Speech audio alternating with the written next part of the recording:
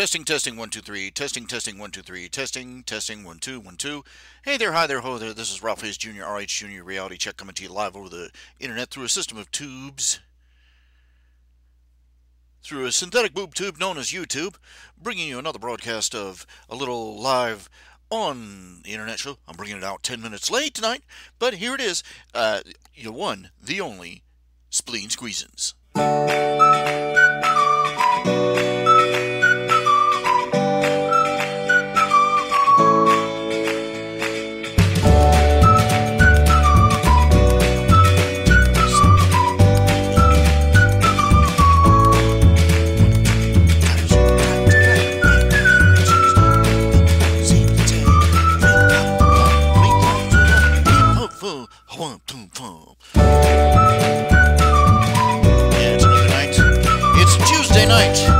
Nothing good happens on a Tuesday.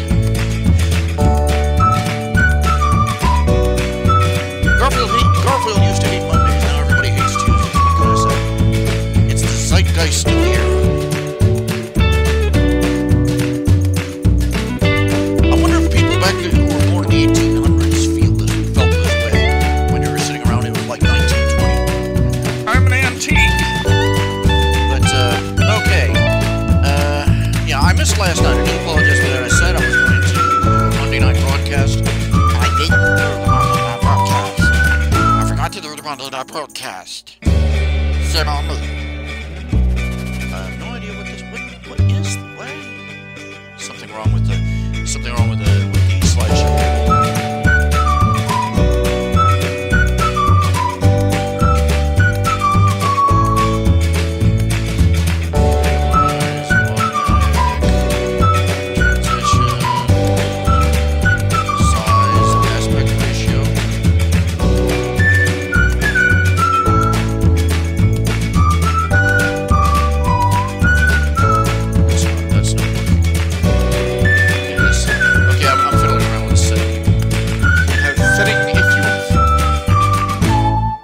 Slide mode.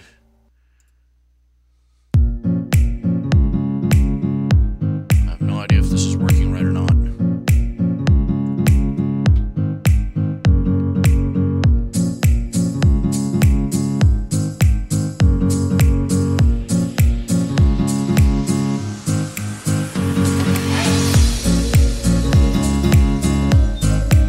This is me messing around with my little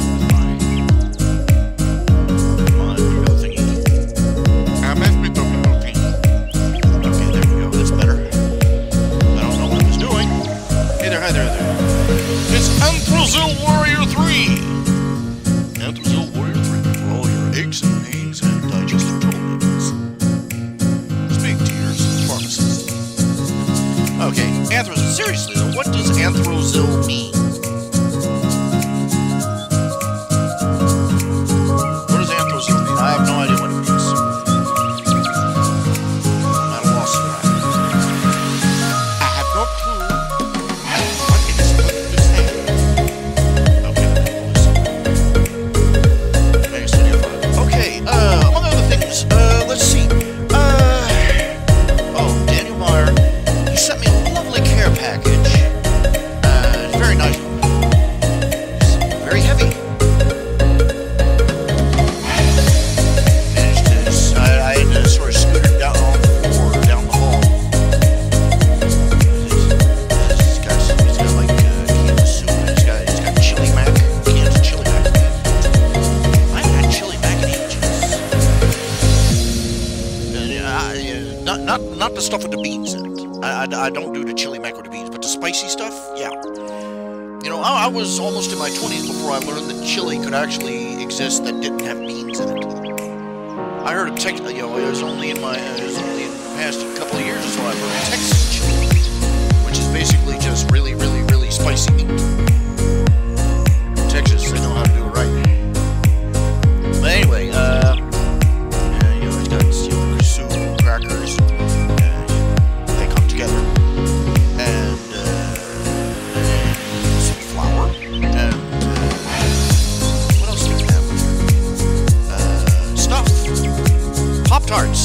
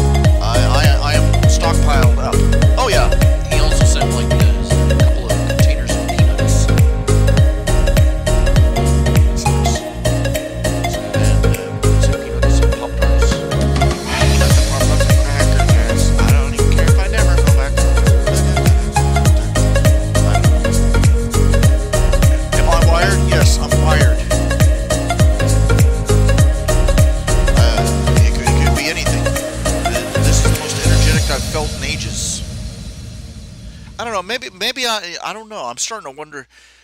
My family has my mother's side of the family. Okay, everybody on my dad's side of the family seems to come down with diabetes. But I haven't come down with diabetes. They also come down with lymphatic issues that make their legs swell. I've got that. I don't have the sugar problem, but I've got that. On my mother's side of the family, it's glandular things, hormonal balance type stuff. That in my mom's case, it can really mess up if it gets out of control. It can mess up your sleep cycle. But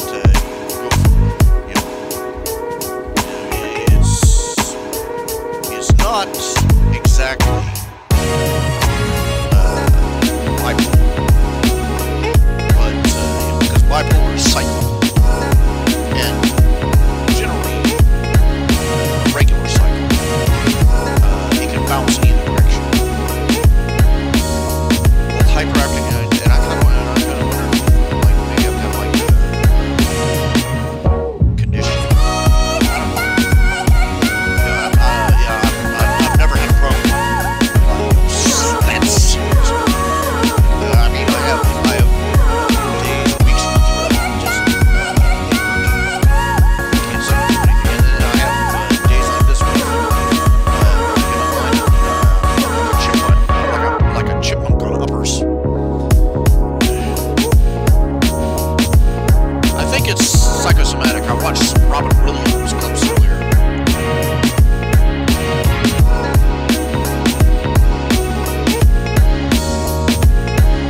You look at the old footage of Robin Williams doing his stage show, and you're going, you mean he was on speed? Well, gee, never would have guessed. Yeah.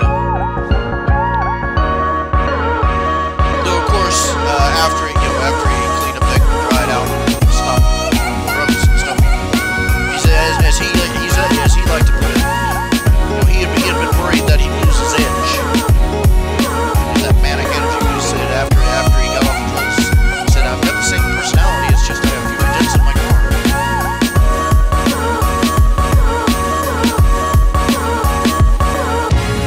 Let's see.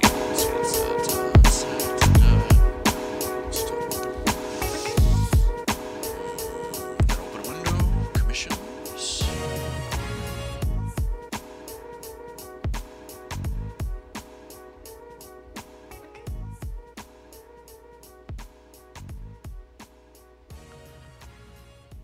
Let's see, commissions. Let's see, where's the commission I'm looking for? I want to work. I've got another old Vic I've got to do.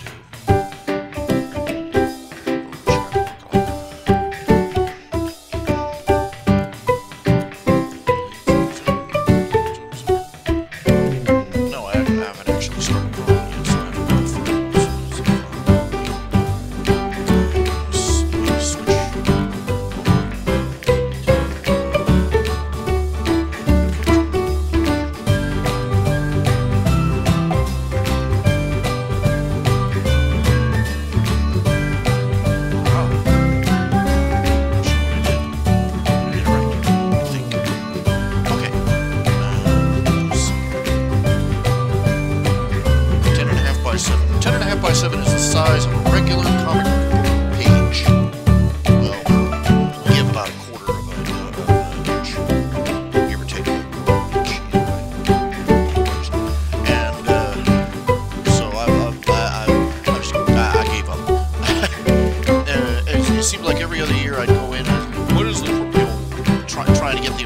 is this supposed to be? You know, what size, you know, what height, what width, what depth, what dots per inch, and every time I talk to somebody, I get a different answer.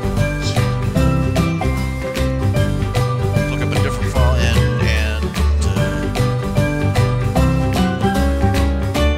okay, and they'd be like, okay, this is your absolute edge, and this is your trim edge, and this is your and this is your drawing area, and this.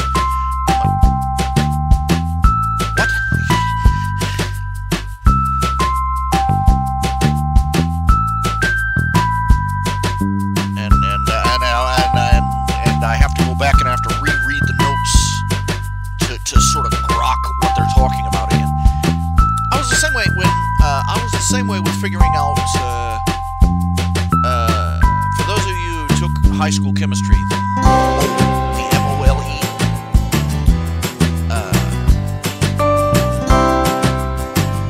6.20, I believe it's 6.20 times 10 to the 23rd. I know that's the number, but I have trouble, and it has to do with figuring out the number of molecules in a chemical reaction, and I have trouble visualizing it. I have to go back and I have to dig up old textbooks and stuff and read the description over and just mull it over for like a half an hour before it finally clicks. And, oh, that's how it works. And you know, within an hour, I've completely forgotten again. And I have to go. I don't know. Have you got something like that? Have you ever had something that you looked at and somebody would explain it to you and it seemed perfectly clear for about 5 minutes, and then you'd come back to it and you'd completely forgotten the explanation, and you feel like such an idiot. I was obviously not destined to be a chemist. What can I say?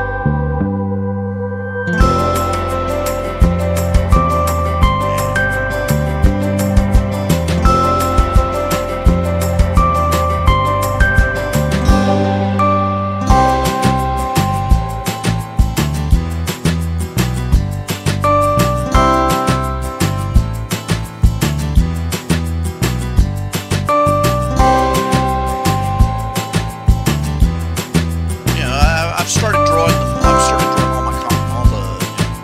all the strips that I normally do comic book style, comic strip style. I'll do it on a side like this because first of all, the little squares they're larger, easier to draw on. And second of all, because there's nothing in the world that says that you have to draw a comic strip, a web comic with the same proportions as a comic strip from the newspapers. There's nothing that says that, and it's hard to grok that. It's hard to accept that, because let's face it, for basically over 100 years, newspaper comics have had a specific format, and they fit in a comic page, and they fit on the comics page a certain way. 4 by 10.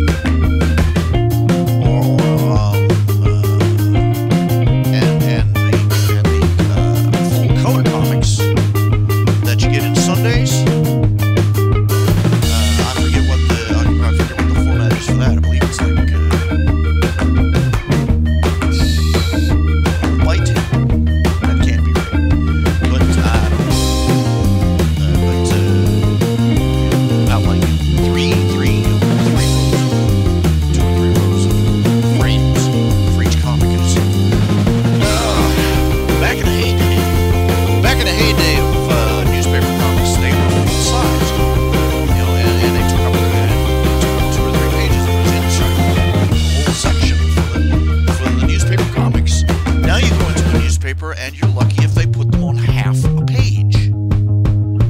They're shrunk down. In the case of Charlie Brown, you'll notice the proportions have changed, because nowadays they print they're doing reruns of the old Peanuts comics, Charles Schultz, and they're compressed sideways,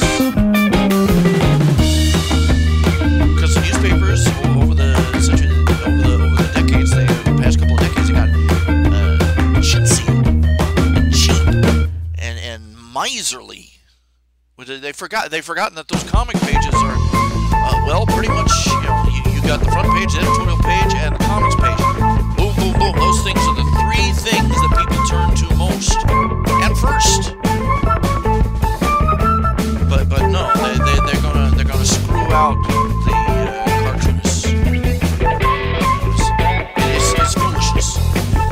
This is what you get. This is what you happen. You got people when you start a business, when you start a company, regardless of what it is, the people who start the business started for a passion. Started because they have a passion for the business.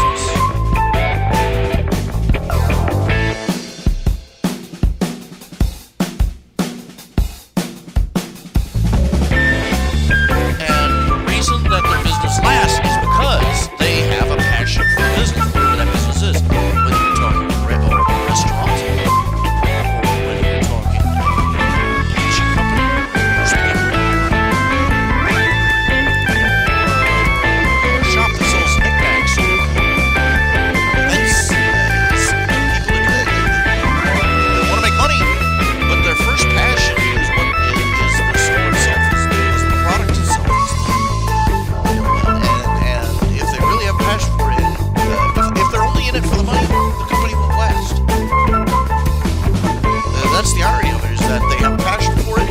Because they have a passion for the business that they're in, their business thrives and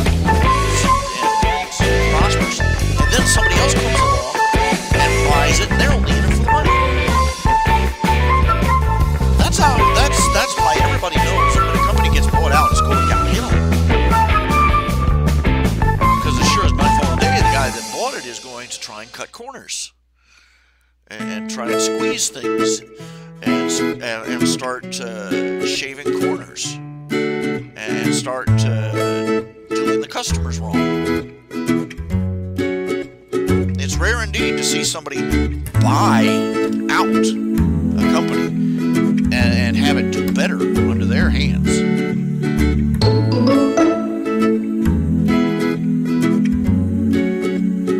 Now, look at what's happened. Look at what's happened to the Star Wars franchise.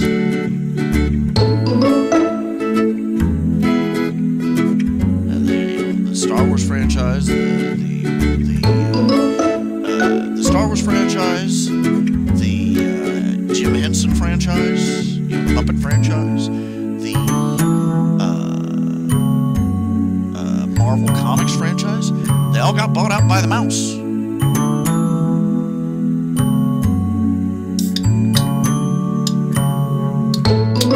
And the mouse has swapped hands a few times too. And it's suffered for it. People that work for Disney, as monolithic as that company is, it hasn't got you can't hold a candle to the passions and the passion and standard of the people that founded it. The people that run the company, the people that have taken over, basically treat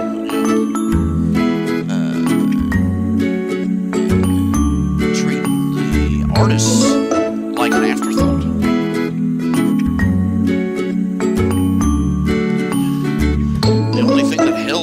Together for quite a while was Pixar.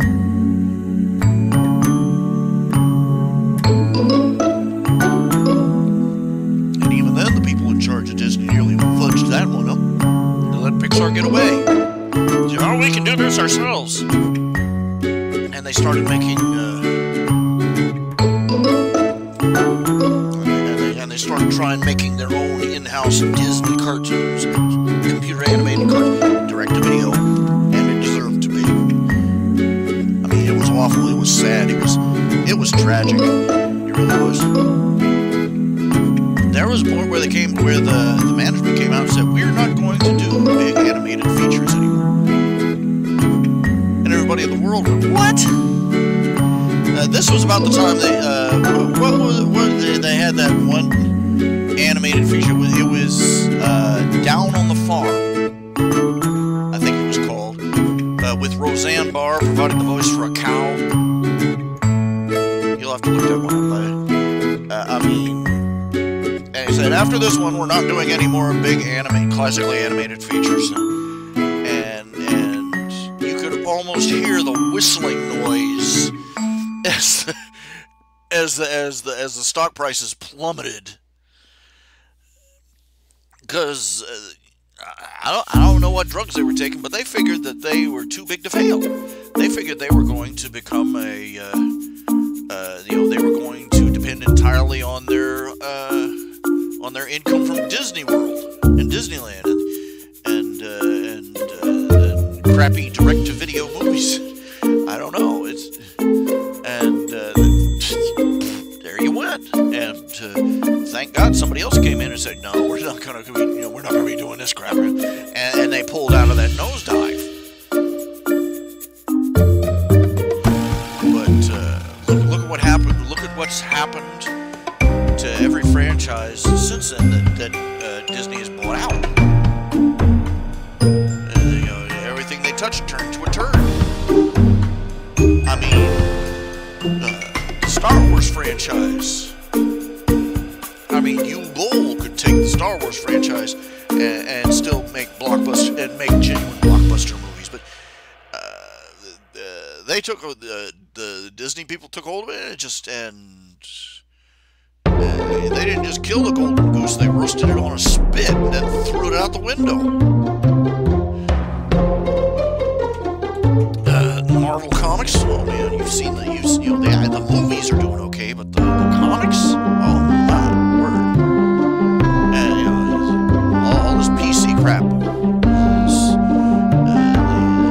the Screeching She-Male Infants Brigade has basically been ruining everything. And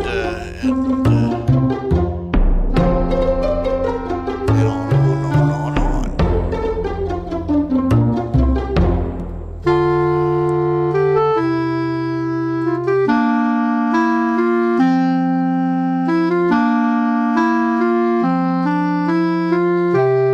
There's just some people you can't do nothing for, you know what I'm saying?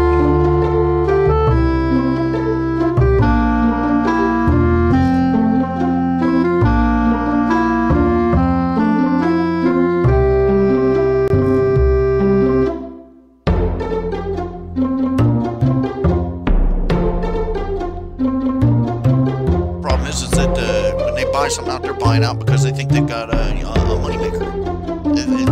They think they're buying a piggy bank. You can't buy passion.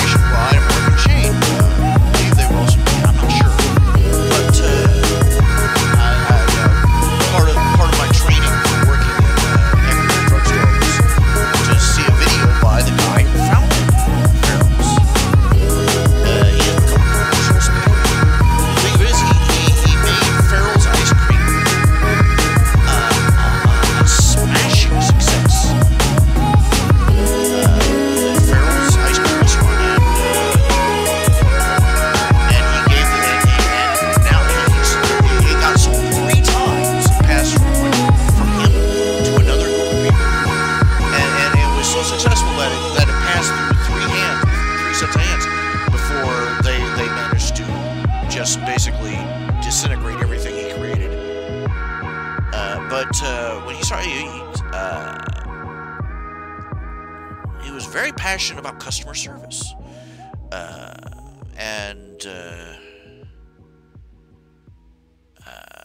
He would describe it as he said it's sad. He had become a multi-millionaire, and then he sold his company for millions and millions of dollars, and now he goes around doing inspirational talks for business people about how to be a big successful business. And one of the things, the first thing, customer service and having a passion for what you do. Having a positive passion.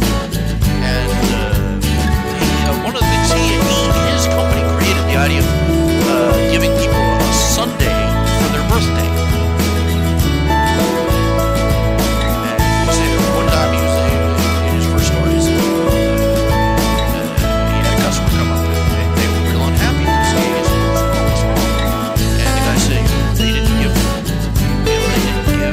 employees his birthday Sunday. And he said, boom, he turned right around, he walked back to the place, picked up the first big Sunday he could find there, stuck a birthday flag in it, and brought it out to the kid where he was sitting on there. He set the kid up on the counter, gave him his ice cream, and he led the whole story. Happy birthday to you. The kid thought it was the best thing that ever happened in his life. He said, always think of customers. He said, one of the things he said, he called it a principle, give him the pickle. Give him the darn pickle. He said, where he came up with this is that one day he used to go to this one burger place all the time in his neighborhood. He liked him a burger. And he'd go in and he'd say, he'd ask for an extra pickle on his burger. And he said, sure, no problem. And he was out the door. And then they franchised. And came under new management. And he came in one day saying, grab an extra pickle, and the girl behind him, he could tell everything. He said he could tell everything was going downhill because the girl standing behind the counter looked like she'd been hit with Novocaine in the face. Just, he said, could I have an extra pickle? And it was like he had asked her to solve Fermat's last theorem. He said, she could not calculate. She stood there, she said, what? He said, I have to ask my manager. And she actually had to go and ask her manager and argue with the manager and argue back for whether they could get a pickle. And she finally goes, yes, I can give you an extra pickle. It'll cost you 5 cents extra. 5 cents. They were going to chintz him out for a pickle. Not even a whole, gherkin or anything. It was just a slice of pickle. Just a little bit extra, and it was too much for them to tolerate. They were so chintzy and so bureaucratic.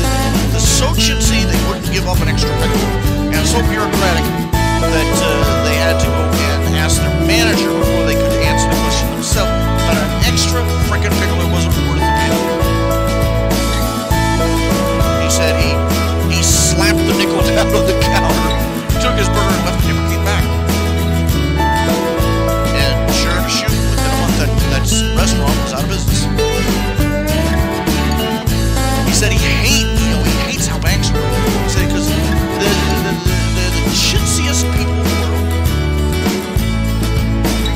They have all the money, and you come in. They have all the money, and you come in, and what do they have to write with? A 3,000-year-old pen, a disposable pen on a chain.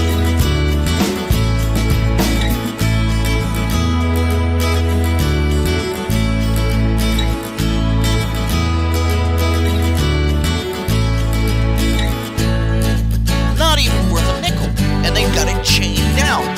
Just talk about a way to make your customers feel unwelcome. I remember he said he went in one day and he was supposed to be advised. He was I suppose he was there to advise the managers, give them the promotional loot. And he comes out there and he saw that chain down pen. And he just lost. He walked up, picked up the pen, broke the chain and stuck the pin. And the girl's behind the counter like, and like he had just tried to rob the vault. And he proceeded to lecture them. What the heck's wrong with you people? I say this influenced my thinking very greatly. Years ago, when I had a couple of jobs I was working in a couple of restaurants, just 2 restaurants at the same time. Those glorious jobs. I was working outside of was it Cambridge?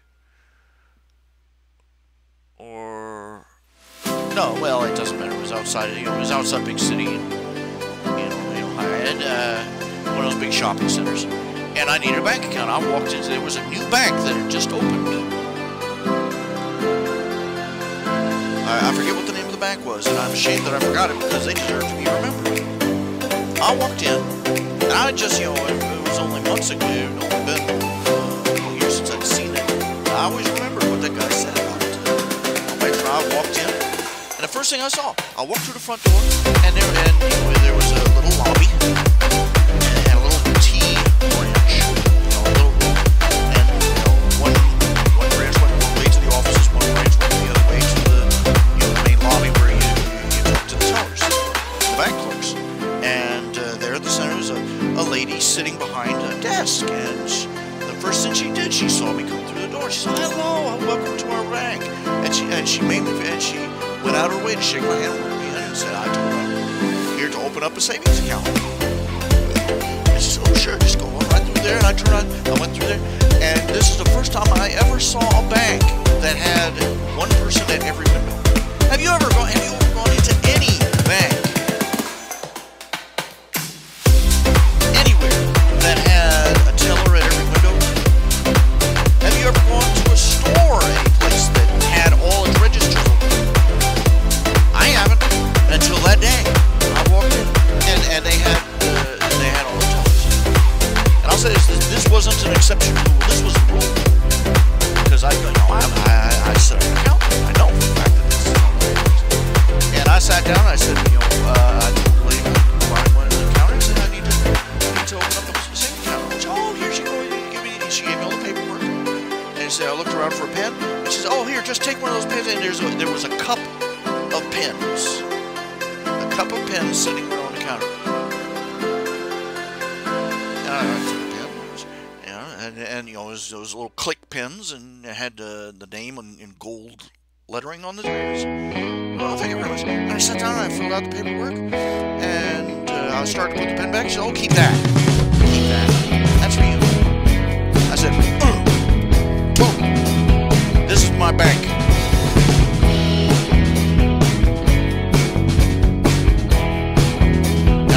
I never had a problem with that bank the entire time I had an account. Not once.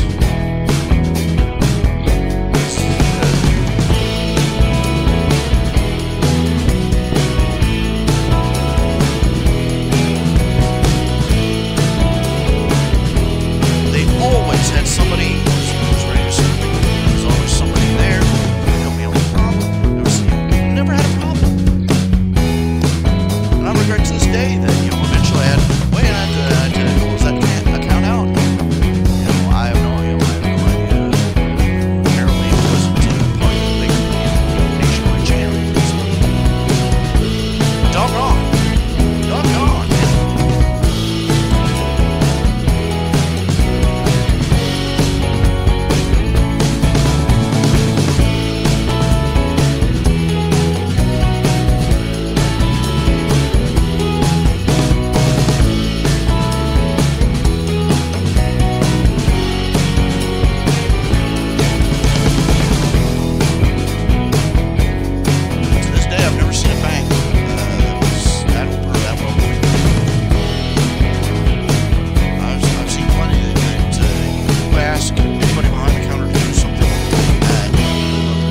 Out of the ordinary, and they look like they're afraid they're going to shit their pants before they make up their minds. They don't know what to do.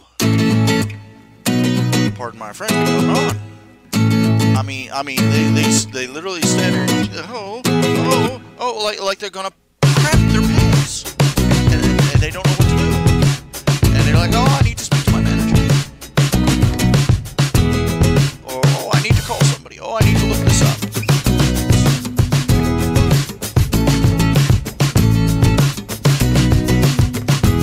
I remember when I was opening an account for the bank that I have now. This was when I was still getting around. I had taken a taxi out there. I got out of a taxi. I didn't know that I had scratched the back of my leg, or popped open a blister on the back of my leg. And the thing about it is, when you have you cut yourself on the leg, you bleed like a stone pig. I'm not kidding you. And I walked in, I didn't even realize it. Blood just blocked on the floor. And I walked up there and I said, oh, I need to open up an account. And it was just, you can imagine the upheaval over that. Of course, they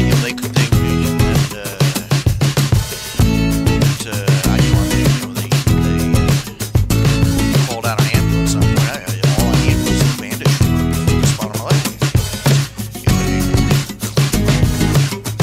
Bandage on there, wrapped up, no problem. It had already stopped bleeding by that point. In fact, that's another thing about having legs like this is that they gush blood. Once they've done that, they stop bleeding very quickly. They leak the fluid for a long time, and they take forever to heal. They don't gush blood for hours or anything.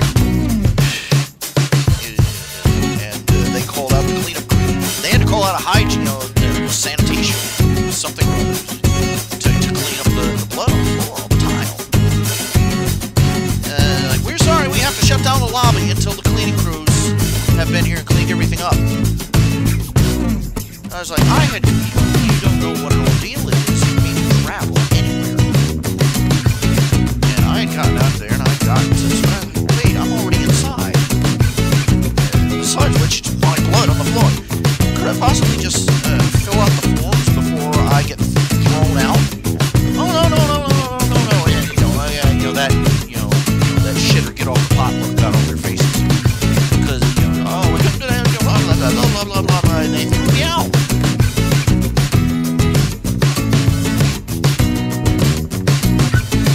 And so I had to, you would not believe the rigmarole I had to go through. Because, you see, for me to get in and out of a vehicle, especially, if it isn't a great big huge vehicle like a full-sized van or an ambulance, I can't fit inside a car because of the size of my legs. I can't fit between the seats. My legs can't fit between the seats. And the local taxi company, they use vans. And there was, at that time, just barely enough room for me to stuff myself in the back seat with legs.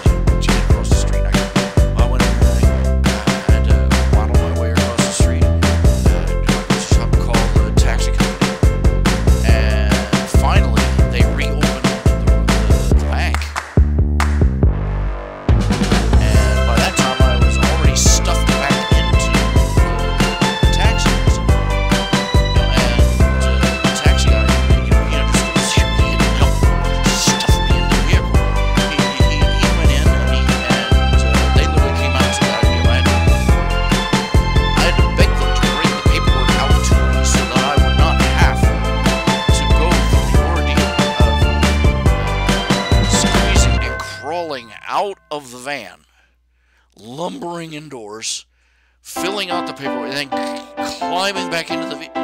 And this is how I ended up with the bank account I have now. couldn't, they couldn't do anything. Just no matter how sensible, they could not accommodate me in the first place. I'm rushed to get the dang paperwork done. I overlooked a couple of things that have given me trouble since then. But God, I can't even imagine trying to go anywhere to find some place to put my bank account somewhere else now. You can imagine how I feel about that. I don't think I can fit in any island. I'm basically shut in. Short of having a pickup truck or a forklift come with me. The only way I can leave this house is in an emergency. As in my ass is on fire kind of emergency.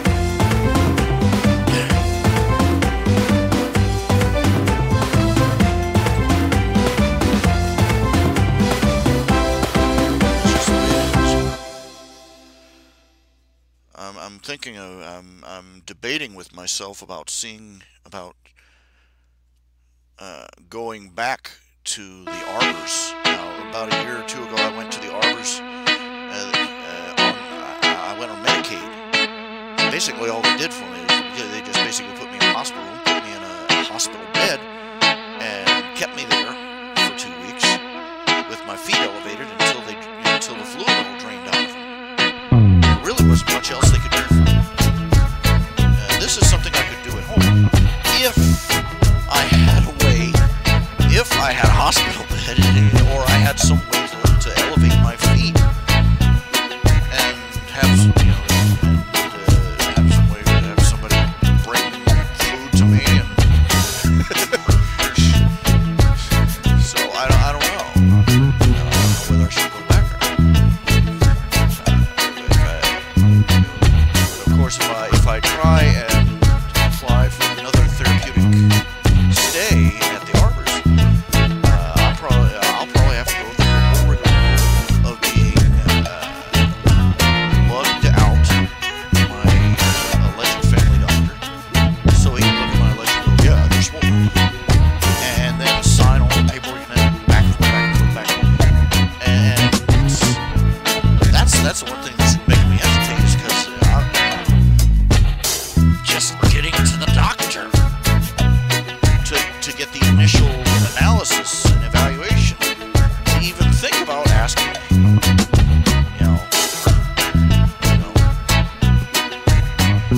I would much rather stay home with my feet elevated. Thank you very much.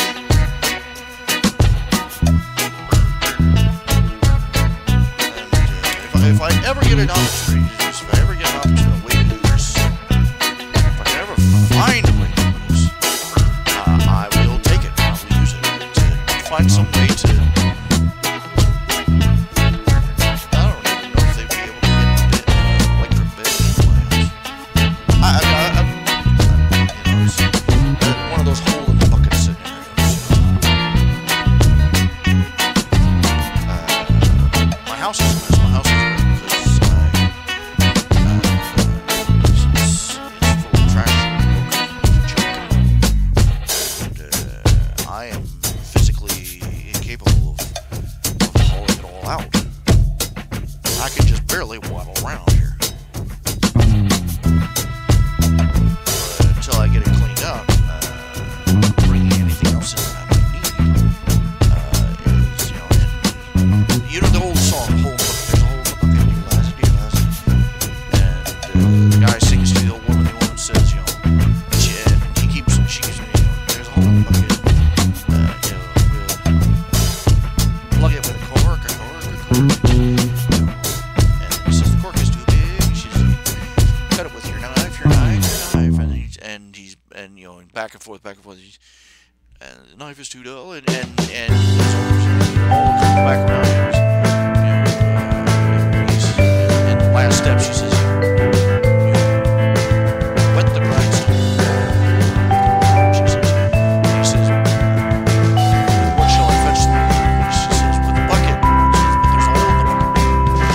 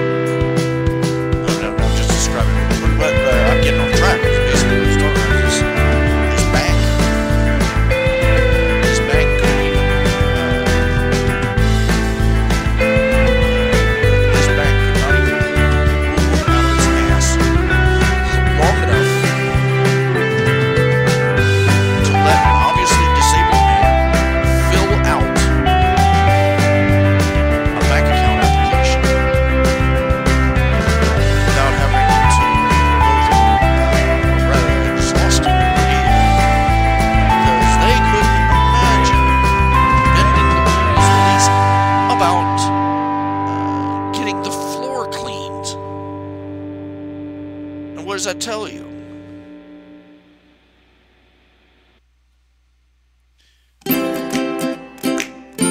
Music is louder than voice. Thank you for saying so. Is that better? I don't know what I can't tell if you missed anything. I don't know what. At what point did you stop hearing stuff?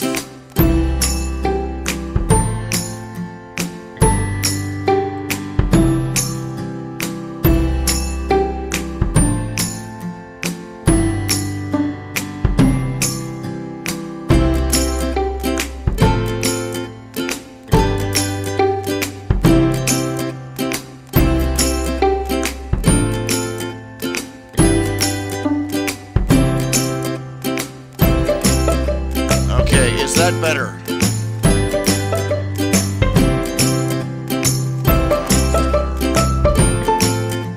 Please say something. I've got my microphone turned up so high it's starting to redline.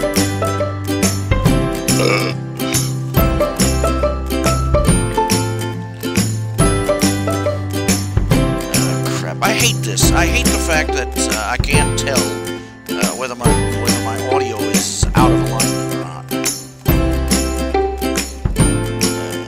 I don't have the kind of... I set up a desktop computer, a headset with a microphone, and a free copy of OBS.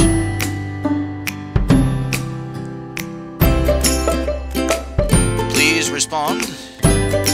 Can you hear me? Nobody loves me.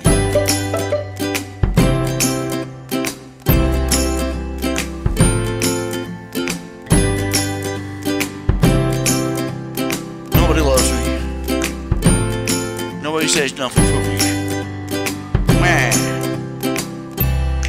Can you hear me? Hello? Please talk. Or type something.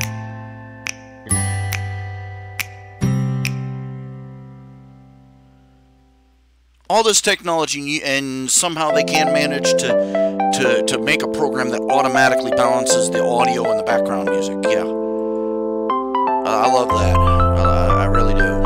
Yeah, just...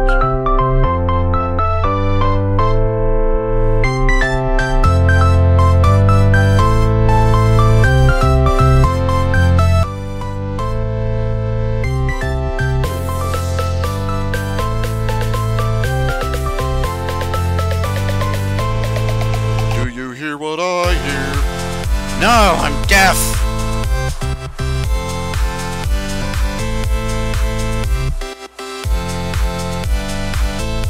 My dad doesn't like that song. Said the shepherd boy to the little lamb. Do you see what I see? Because it is like as scripturally inaccurate as it can get.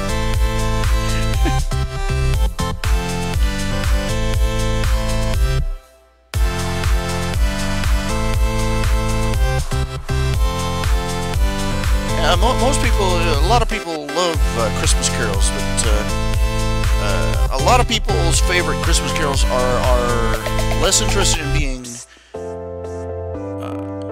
accurate to the faith and more interested in being twee.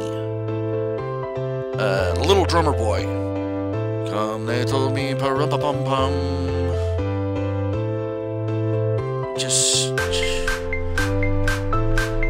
That's right up there with, you know, was Rudolph at the Nativity? You know, no. Just no.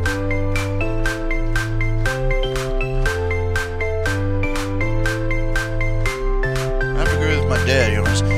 Everybody loves Santa Claus. The problem is that everybody they put Santa Claus and Jesus on the same scale. They're just a cutesy-poopsy thing. This is the faith and religion and the hope of millions. This is of the human race. This is the heart and soul of Christianity, and treating it with such candy floss disrespect.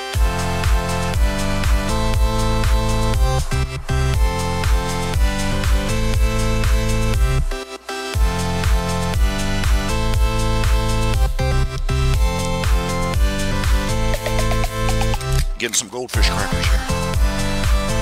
Hoo-yah.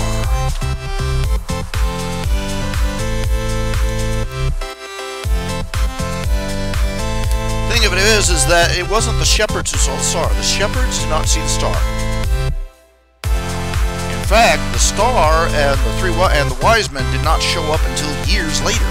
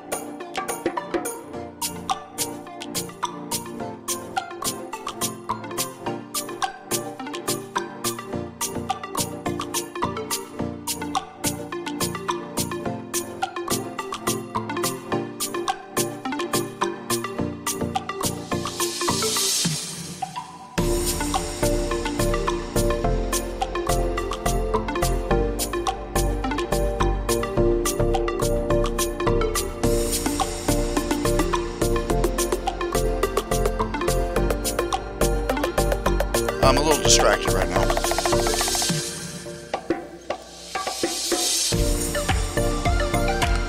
don't know why. Just getting a little shot of the monster.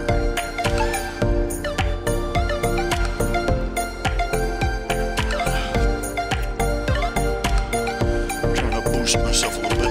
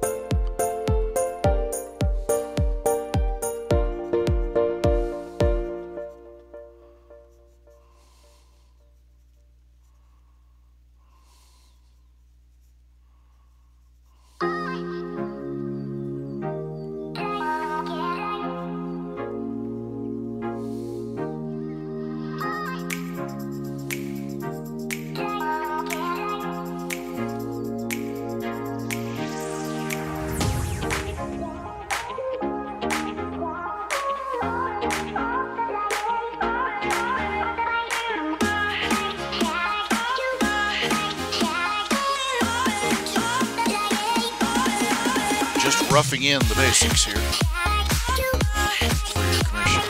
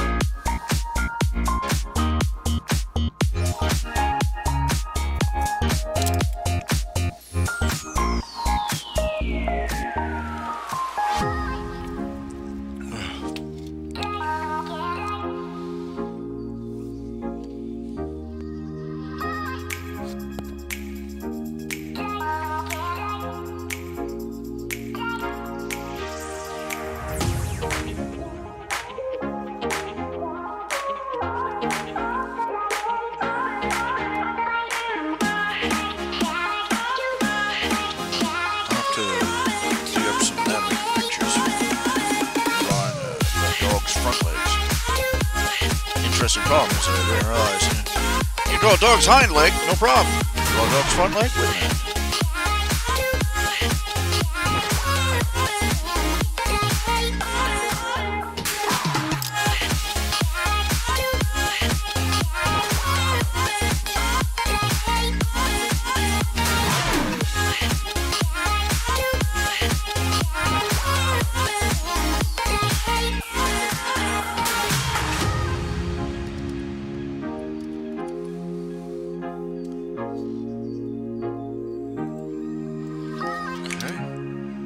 Save that. It's a rough start.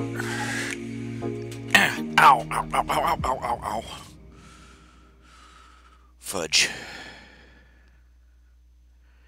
I don't know where the energy I had 5 minutes ago went. It's just all dwindling out of my body. It's all going away. Oh no.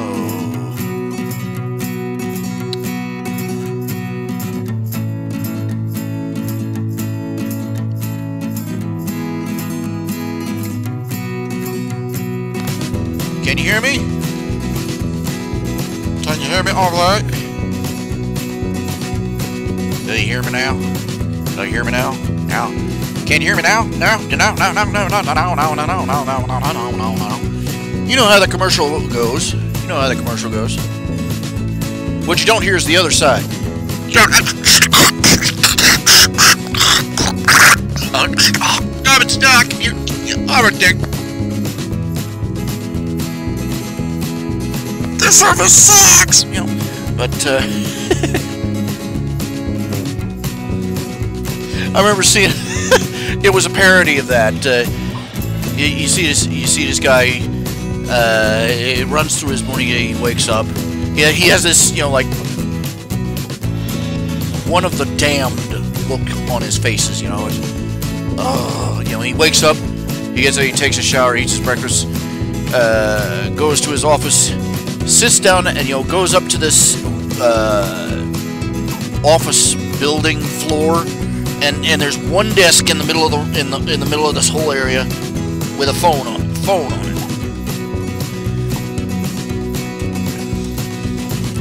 And he sits down at it, and it rings. He just sitting there. There's this look of haggard dread on his face. He sits there, and it rings, and he picks it up. He listens. Yes, and then he hangs it up. A few minutes, like 10 seconds later, it rings again. He picks it up, listens. Yes, he hangs it up. 10 seconds later, it rings again. He picks it. Yes, and then he hangs it up. And but within the next, the clock goes by, and he's like, yes, freaking! He starts swearing, cursing. Yes, I hear you. Yes, yes, yes. I understand. Yes. And then finally, it shows the other side of the conversation. It's that one guy. Can you hear me now?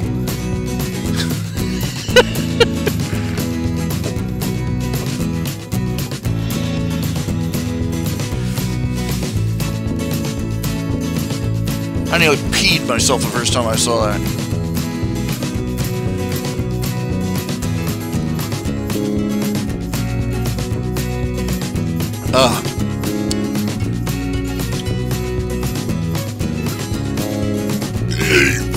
Beg pardon. Now, I don't know who snapped that picture, but that is not a bar of scented soap. It's a urinal cake.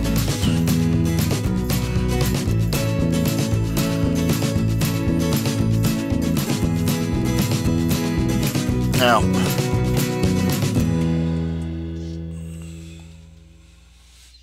oh goodness. Stupidest thing I ever saw. You know, life hack. They showed it. They took a tub, one of those little tubs of Ben and Jerry's, and it showed him taking a knife and slicing it in half from top to bottom, sideways, and then putting a spoon in each. You know, this way you can eat half now and half later. And there's a comment: why didn't you just open the lid and eat, you you moron? Not much I can do about, you know, yeah, some songs are louder than others, and I find it a source of perpetual aggravation that there is no way to set the audio to adjust for that. I remember when they came out with TV sets that do that automatically. You know, there was a big selling point, because you remember, you know, you'd be watching something and then a commercial would come on and some screaming lunatic trying to sell used cars.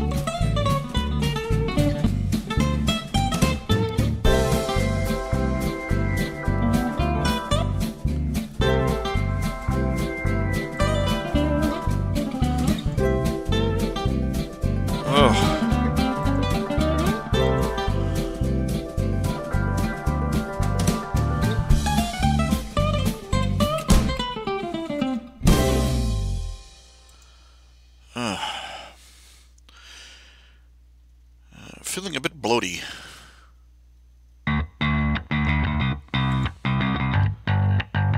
Tummy ache.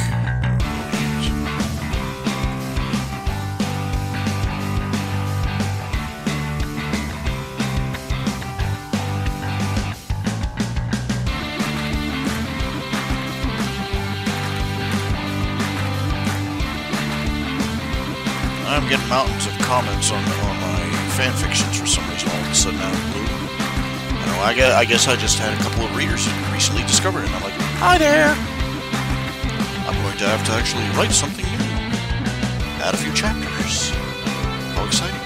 I'm working on the next chapter of Warcrafter. Not getting far. It's just a little lumpy going. I don't know. But,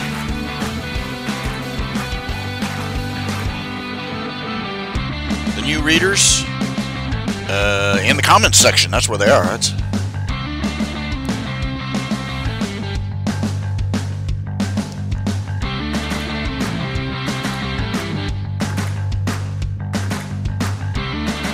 what was I thinking of? I was thinking of something, doggone it.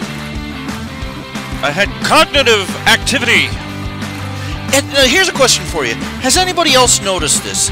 Has anybody else noticed that candy bars seem to melt more easily these days?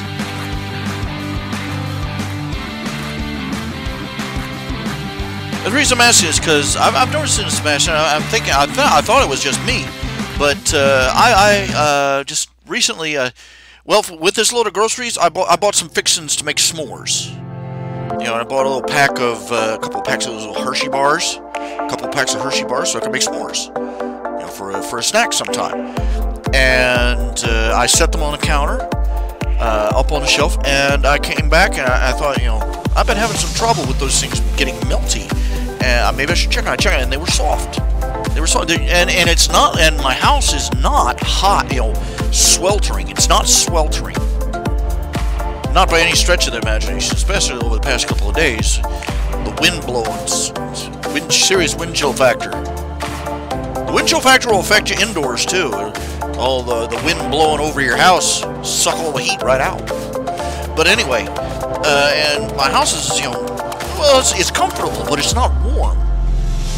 And these candy bars, I mean, room temperature, and they're melting. I'm like, what is this? So I took them and I stuck them in the freezer. I stuck them in the freezer, for safekeeping. But am I the only one that's noticed that? Is it just my imagination? Because back when I was a kid, I don't remember candy bars just melting into sludge at the slightest provocation.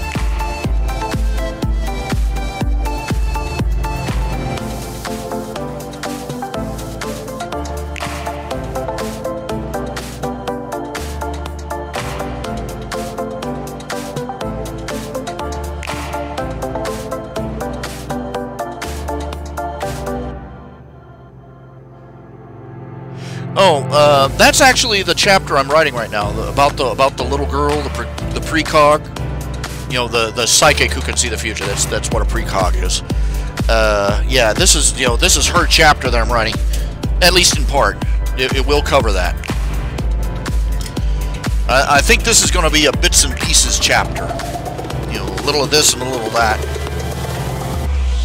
because basically it's going to boil down to that Coil makes a massive mistake. Now, if you remember if you remember in our last episode, Coil, the girls in the Alliance, Lisa and Aisha, they've been amusing themselves by tormenting Coil by way of internet. Well, actually, what they haven't been tormenting Coil. They've been tormenting Coil's secret identity. Because they currently they can't access all the computers in his secret lair or anything like that. But they can really screw up his life, because the thing of it is that Coil's secret identity is Thomas Calvert, a high-ranking officer in the PRT, which is the government office that, regulates superheroes and capes and stuff. And he's actually a villain, and he's a particularly nasty one who thinks the rules that everybody else plays are a quaint joke. And he's been plotting to snatch this little girl who can see the future. Among other things, he's basically a rotten jerk, and Lisa is Tattletale. She's a villainess. She's a former villainess, and she was a member of the Undersiders. And her thing is that she's basically super cognitive. She's like Sherlock Holmes cranked up to 11.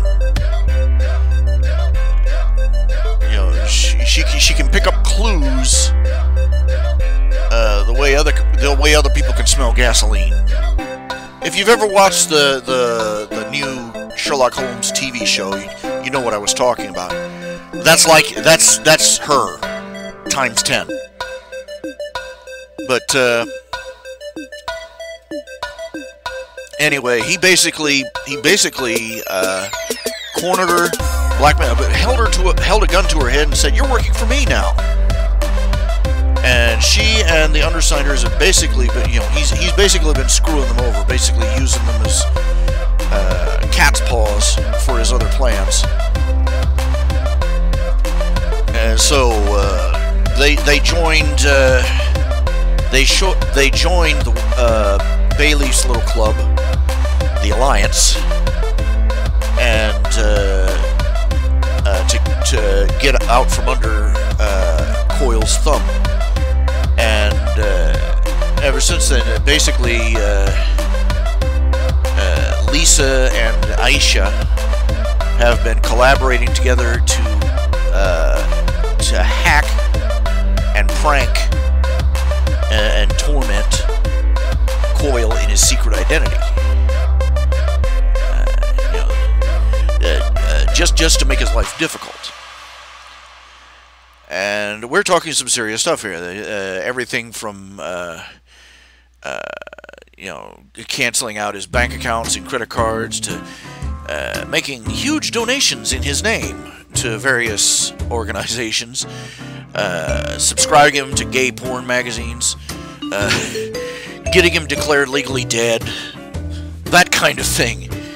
And so the irony is that while Coyle has been getting away with everything in his villain identity, in his secret identity as a civilian, as a law-abiding, he's been basically running around putting out all sorts of brush fires, he's Coyle's power is that he can split the timeline. He can make time space. He can split it temporarily into two separate timelines, and he's aware of what's going on in both of them at the same time. So, like, if he comes to an intersection and he doesn't know whether to turn left or right, he splits the timeline, and he could go down. One timeline he'll turn left, and the other timeline he'll turn right. And whichever result he likes, when the waveform collapses back together into one timeline, that's the one that he'll have picked.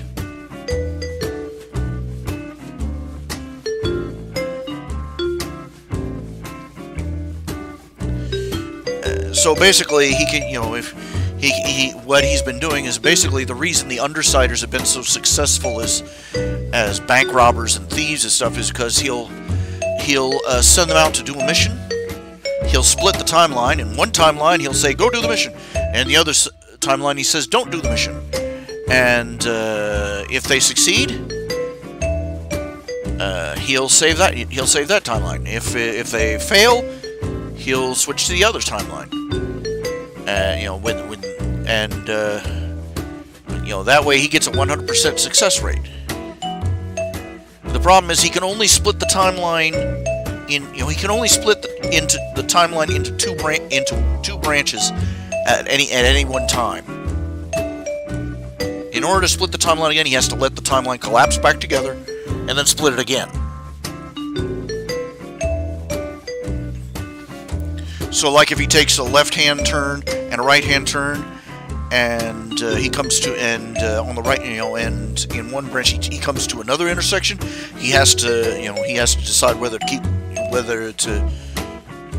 the timeline collapse together or to split it again. That's I'm probably garbling this all up, but basically you get the idea. And the idea is that if he gets this girl under his control, his basic plan is that he's going to kidnap her and keep her drugged and under his control, so he can control her and keep her from running away, and basically use her to he'll ask her so many questions. The way it is that her power works. She can give you a percentage, like what are the chances it'll rain tomorrow, and she'll give you like 35%. What are the chances that this store will be robbed tomorrow, and she'll say 15%. What are the chances that and so on and so forth. She can only if somebody asks her a question like that, she has to answer it, or she gets a splitting headache. And she has to answer truthfully, to boot. And but on top of that, she can only answer so many questions in a day. Otherwise, again, she gets a splitting headache. But with his power, he can keep asking her questions over and over again, split the timeline, let it collapse back together, and he knows all the answers all the way. So, the synergy with his power, he'd be untouchable. Because he'd be able to plot out the future in 1,000 different ways. The girl's basically been blessed with suck. Now, the setting never explains how far he can let the split go, but I've suspected that, I figure that he'd have to have it collapse back together one way or the other after a certain point. If for no other reason that if he dies in one timeline, the timeline collapses into the other one. If he takes a left turn and a right turn, and on the right turn he gets hit by a truck, the left turn is the one that the timeline goes forward with. In this up-and-coming chapter, he's basically been running around. He's been going out of it. He knows that it's Tattletale who's tormenting him, but he has no idea where she is, and he really can't spare the time to hunt her down and kill her like he wants to, because basically she and her friends have fallen off the map. Adrian, aka Bailiff, and the Alliance, they basically disappeared off the map, and they've been basically securing themselves alternate IDs, and they've even had Panacea do a little plastic surgery on them, even changing their fingerprints. So they have literally fallen off the grid, thanks to the Alliance.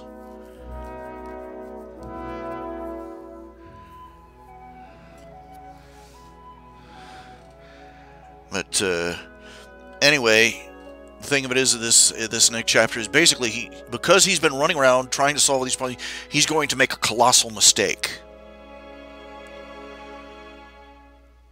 Because he's going to break the Peacebringer truce. The Endbringer truce to try and kidnap this girl, because he's finally going to be out of patience, and he's going to see this as his only opportunity.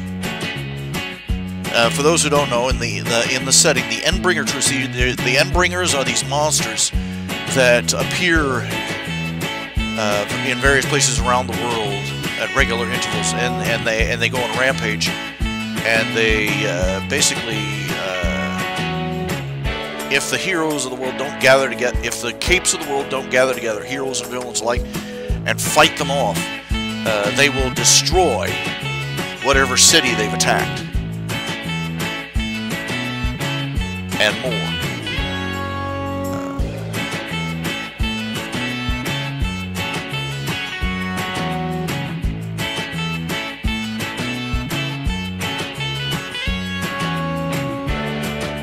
In one attack, they destroy one of the Endbringers destroyed Newfoundland,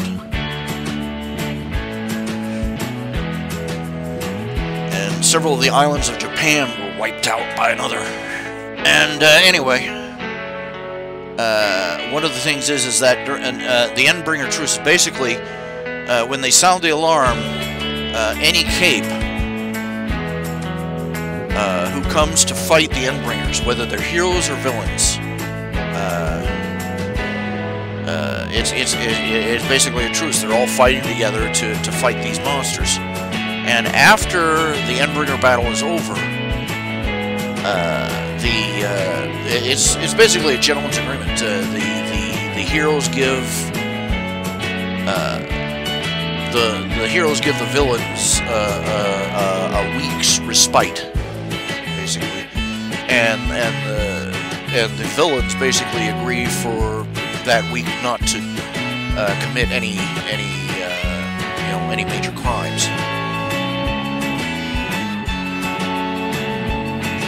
It's one of the things that their society has arranged to try and keep the peace.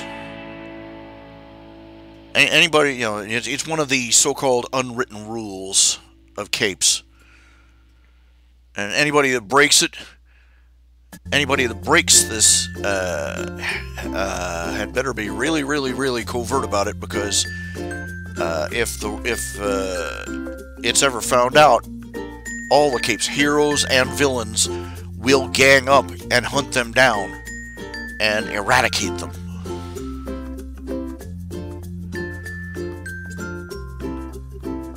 That's how seriously they take the unwritten rules. Among the other unwritten rules is that you don't unmask a cape, even if you captured them. You do not attack children. You do not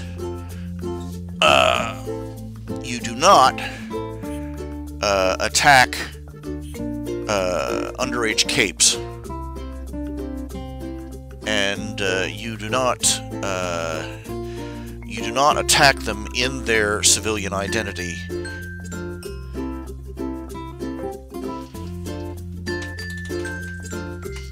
You don't unmask them, and you don't attack them in their civilian identity. If they reveal their secret identity, that's fair game. But in one instance, there's one group called New Wave. They're two families of capes, superheroes, and they decided that they were not going to keep secret identities because they wanted to promote the idea of accountability for capes, for superheroes, especially. And the thing of it is that one ambitious gang member caught one of their family members at home and killed them.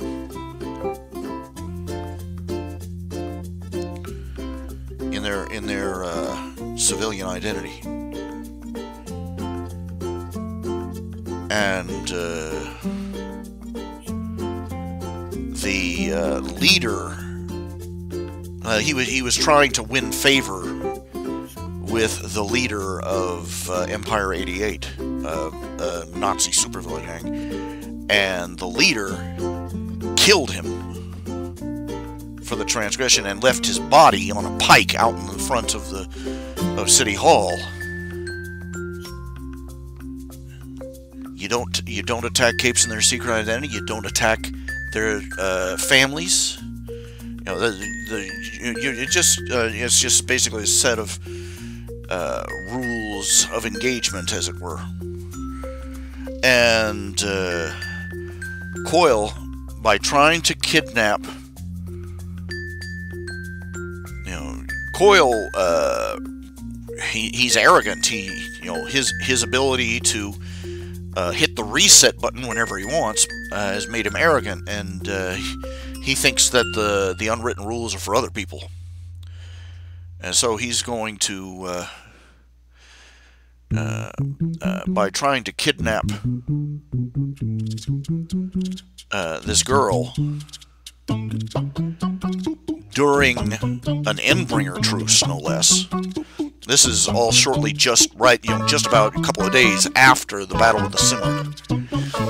He's basically going, every cape hero and villain is basically going to be able to go, okay, the gloves are off, and land on him with both feet.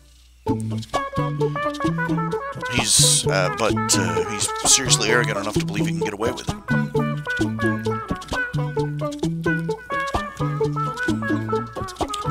Basically because he intends to disguise it as just a regular run-of-the-mill kidnapping, not a cape kidnapping. And due to the stress he's been under, thanks to Lisa and Aisha and their hacker attacks against him,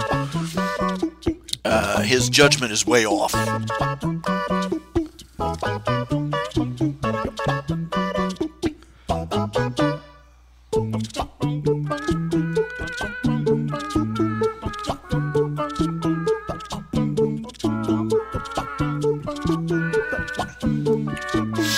Now that's everything you've mentioned. It's going to be covered in this upcoming chapter.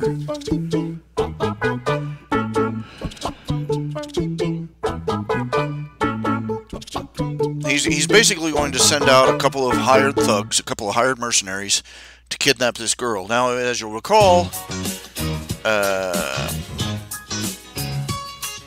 Bayleaf gave her a little Christmas gift. A couple of his Obi-Bots, custom made. those mercenaries are in for one hell of a surprise.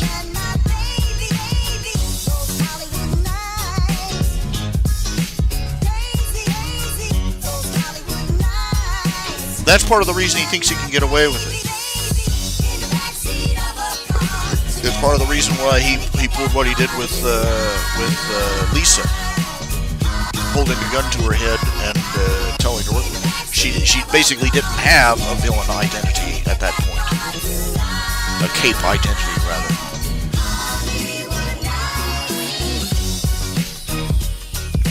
The thing of it is that she's the niece of the mayor. And the mayor's son is a cape. He's the hero Triumph, actually.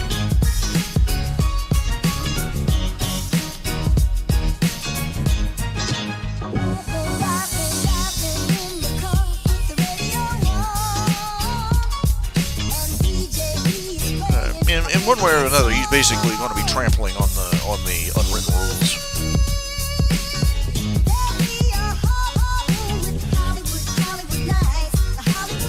Not that he hasn't already, that he hasn't made arrangements to do the same. In canon, in the original storyline, he took revenge posthumously. When he was he was finally captured by Taylor in the original storyline. Skitter. In the original storyline, she had powers to control insects. They managed to capture. She put a bullet through his head. What she didn't know is that he had a dead man switch on his computer. Among the other things that he had, among the other little covert files he had, was the names, addresses, and secret identities of every member of Empire 88. And when he didn't come in and hit that dead man switch, the computer downloaded it to the local news stations, who, being news stations, ran with it, triggering a massive civil war in the city. Because, yep,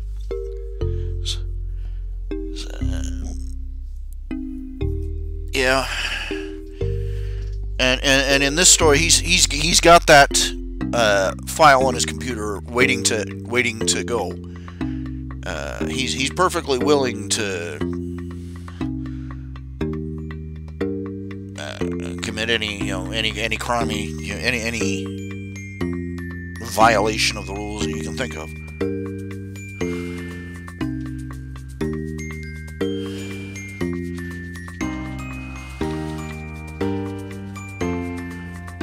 That's his plan. If he gets cornered, he's going to hit the big red button and unleash all sorts of havoc, which makes taking him down a really challenging proposition.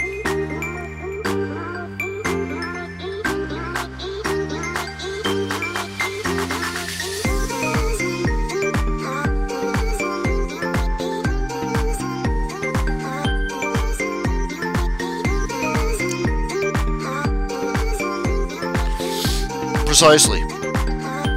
The unwritten rules are basically a gentleman's agreement between superheroes and supervillains to not cross certain lines. There are some rules that apply to everyone, like you do not expose a cape's secret identity, regardless of who you are.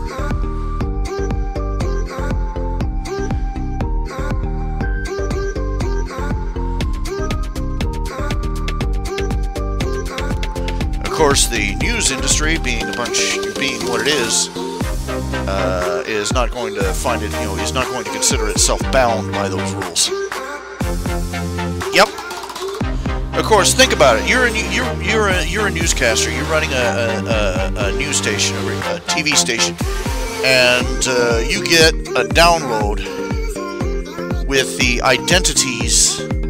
It's not only downloaded to you, but it's been downloaded to your competition and to the internet. What do you do?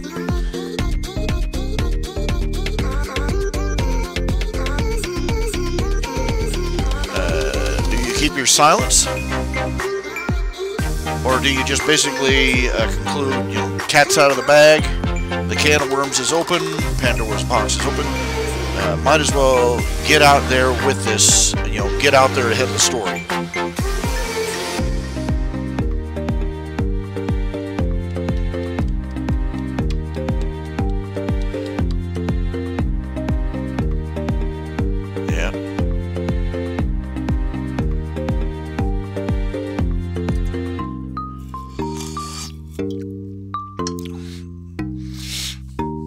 Once the secret identity has been revealed, all bets are off. If you're a supervillain and some jackass reveals your secret identity, the rest of the Cape community will come down on them like a ton of bricks. And in fact, in some circumstances, the law will come down on them. But your secret identity is still out. And if you're a supervillain, guess what? Guess who the cops are coming for? Cat's out of the bag.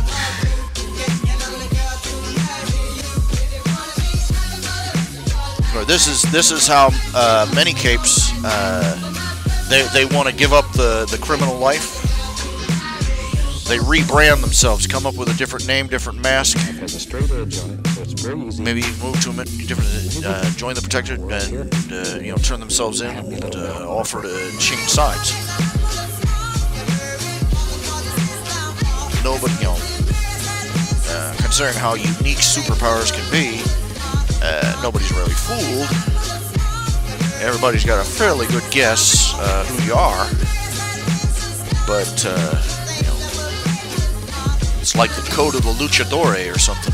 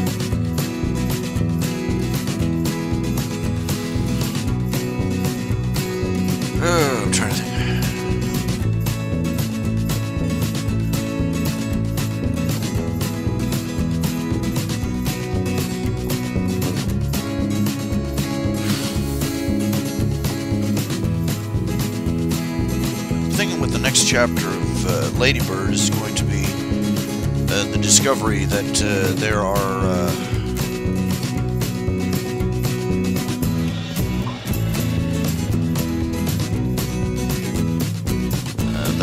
other equestrian changelings.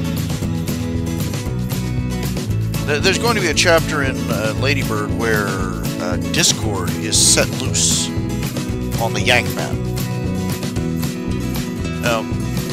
The Yangban, basically, the communist China has communist China in Worm is basically collapsed and turned back into Imperial China. And one of the things they've done is they basically enslaved the Cape population of China. They formed a government-controlled group called the Yangban. Among other things they did, they're basically brainwashed. They're captured, they're brainwashed, and they are forced to work in teams. Basically, they have capes that enable them to synchronize all their powers together to work as one. You have a bunch, you have 5 or 6 capes with really weak powers, but they come up with these particular members of the Yangban, and their powers synchronize and amplify. but the process, among other, but anyway, they kidnap. The Chinese government is known to sneak into other countries, kidnap capes, and drag them off to be brainwashed into members of the Yangban.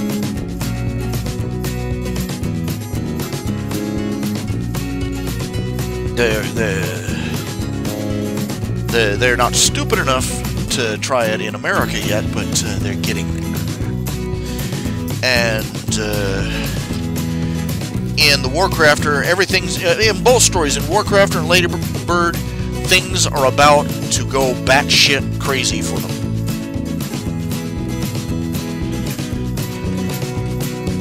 This is a bit of a spoiler on both of them, but in Ladybird, now as you know that Celestia and Luna have been amusing themselves by turning capes into little ponies. Discord has been amusing himself is planning on amusing himself in a much more direct fashion by introducing some liberty-flavored chaos to tyrannical China.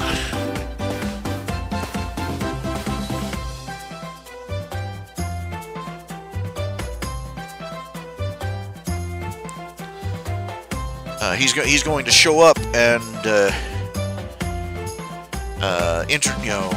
reintroduce members of the Yangban to the idea of individuality and free thought.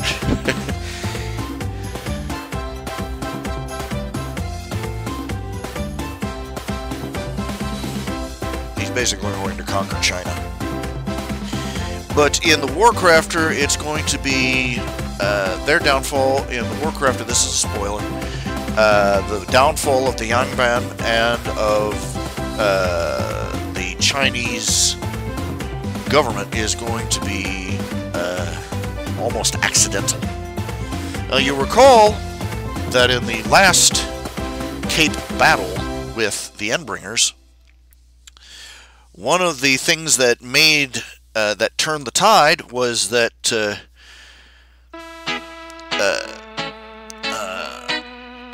Bayleaf had invented a couple of devices for Glory Girl that enabled her to control her aura. Glory Girl is, is the capable. She has super strength and flight and a force field, and she also has an aura that makes people either adore her if she's in a good mood, or run in terror from her if she's in a bad mood. And she has trouble controlling it, which has caused problems with her family. And he basically invented a tiara that enabled her to control it. It enhanced her invulnerability, but he gave her a belt that enhanced her invulnerability by making her force field overlap itself several times, and which should also amplify her strength, because that's where her super strength comes from too.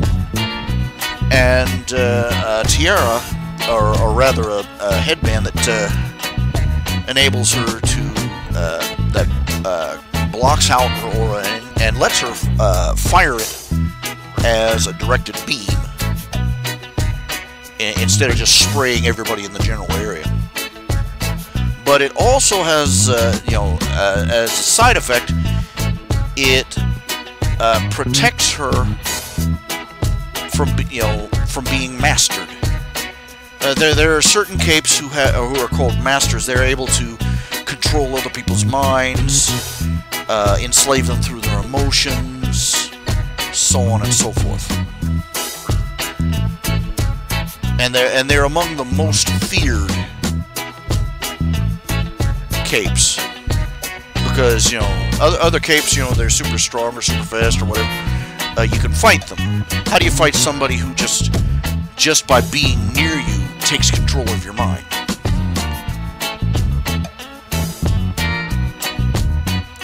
Anyway, Arms Master reverse engineered one of Glory Girl's spare tiaras, and basically invented a device that protects, and mass-produced a device that protects capes, protects whoever wears it from being mastered, including from protecting them from the Simurgh, one of the Endbringers.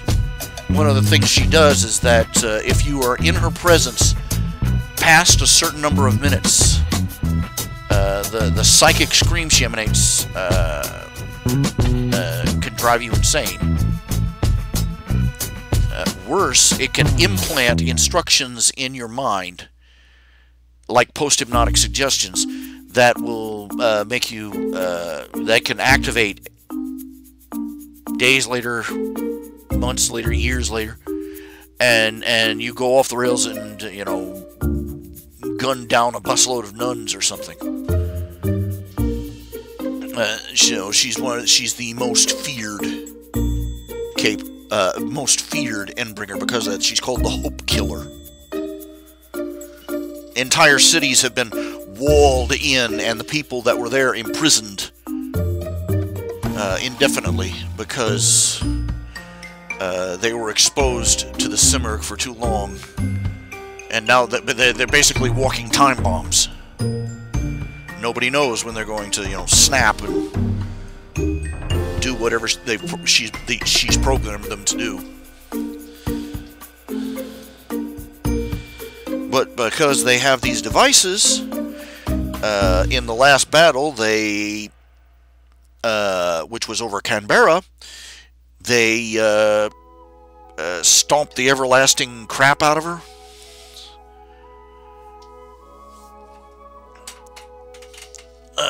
Not only were they protected from her psychic scream, but one of the things about Azeroth technology is that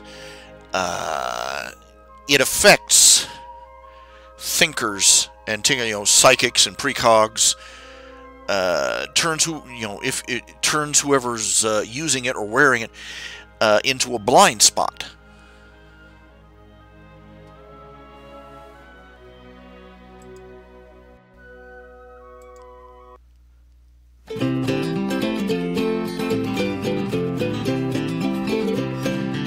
And since the Simurgh, she has precog and postcognitive powers.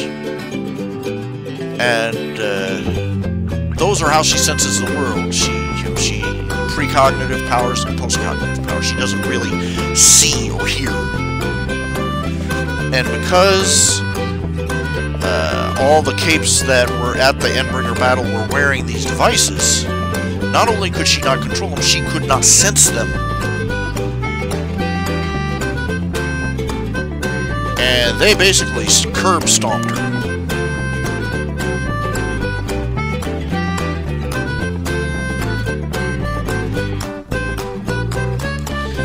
Now, you can imagine how, let's just say that after the battle, a large number of these devices disappeared from the itinerary, from the stockpile, in the hands of the Yangban. And this is going to be the worst mistake the Chinese government has ever made in its entire existence over thousands of years. Because these headbands, these Simurgh blocking headbands,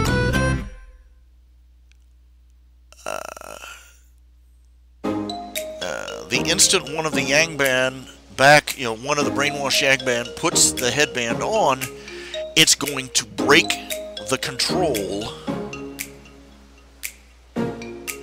It's going to amplify her power, and it's going to break the control the Yangban have made over her brainwashed mind. Because among other things that are built into it is it's Azeroth tech. It's Azeroth tech. It's a World of Warcraft magic stat booster. And two things it boosts are intellect and charisma. You know, it not only blocks a broadcast, but it boosts the brain power and the willpower. Well, one of the aspects of charisma is your sense of self.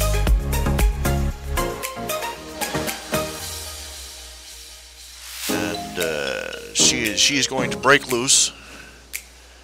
She's going to tear everybody in the immediate vicinity a new one. And then she's going to start handing out the headbands to her friends who were still slaves of the Yangban.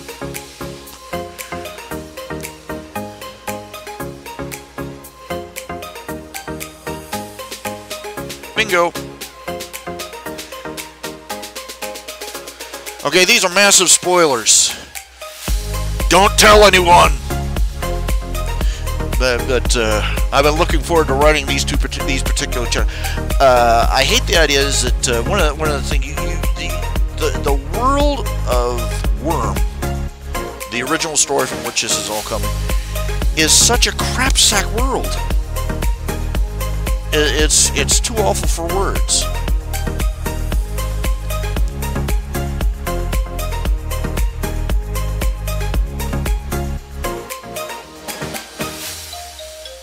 As one writer put it, it's the world of Worm by Wildbow is for people who are always curious about the self-cutting subculture, but didn't want to do all that painful cutting and bleeding themselves.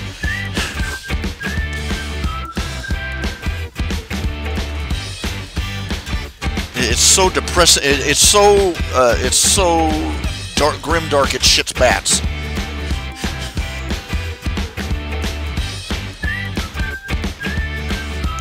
And there are so many things wrong with that world. Is that there are so many things wrong with Taylor's world that you just want to lie down and just chomp a bottle full of Prozac to try and cope with the knowledge of it. It really is sad because they got you know, even without everything. You got superpowered neo-Nazis. You've got 2 or 3 other organizations that are even worse than the neo-Nazis running loose in the world. You've got the Yangban. You've got the I believe there's one group called the Guild. There's a gang called the Teeth. The Slaughterhouse 9. It's just.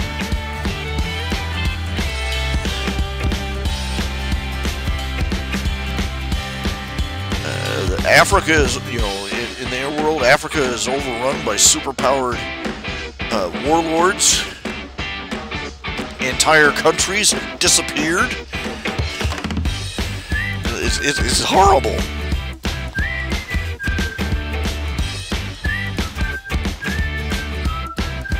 And writing this story with so many things going wrong, you know, there's no way that Adrian, the protagonist, even with Taylor at his side and all the all the superheroes he can gather, you know, there's no way that he can be everywhere at once. And so I find myself motivated to find reasons for these horrible organizations to finally earn their Darwin Award.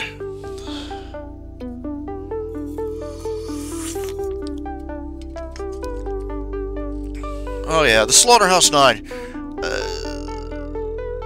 This is stuff that would be written by a 13-year-old edgelord wannabe, you know. A gang of superpowered serial killers.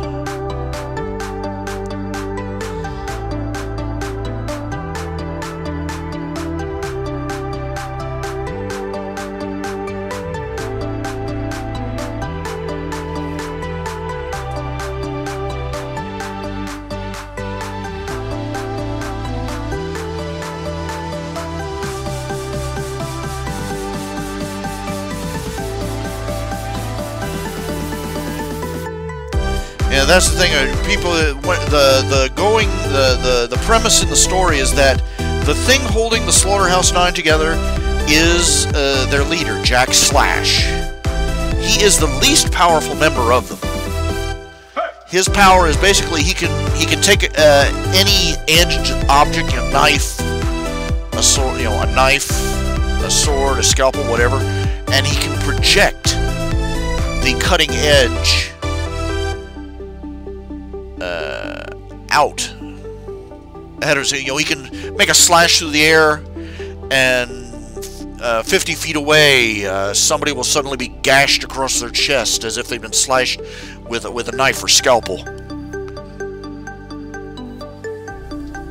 And it's a pretty horrifying power, but compared to the monsters he roams around with, he's small potatoes. But he apparently also has a secondary power, a master power that basically lets him use his raw charisma and persuasion. He can persuade just about anyone especially another cape, to come around to his point of view. If he's let to talk long enough.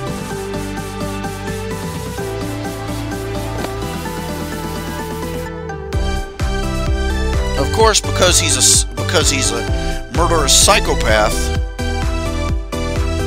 most people aren't murderous psychopaths, so his effect on them is that he causes them to despair. But other psychopath capes, he can talk them into anything. And he's basically been holding the group together. He's like, we're keeping the band together! Yeah.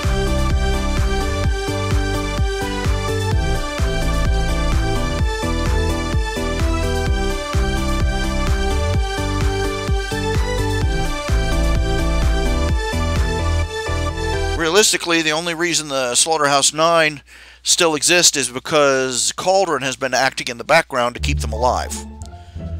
Otherwise, the U.S. government would have dropped a Moab on them and called it a day.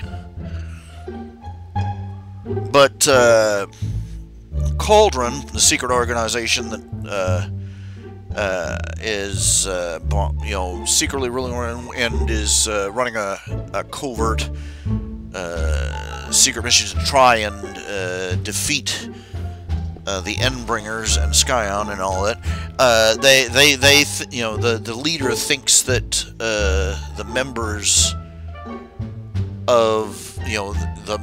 of the Slaughterhouse 9 might be useful for the final battle. So they sort of dampen efforts to go out and wipe them off the face of the earth.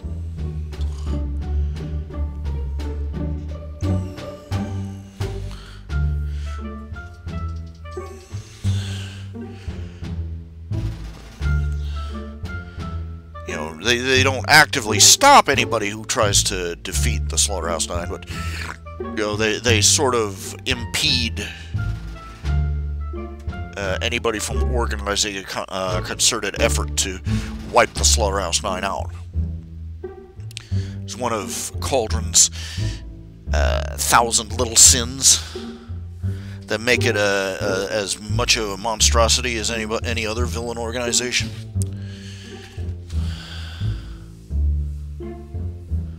Yep. Things are about to go very, very bad.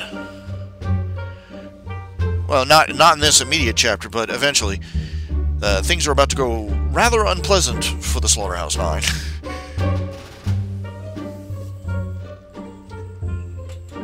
Eventually. All in good time.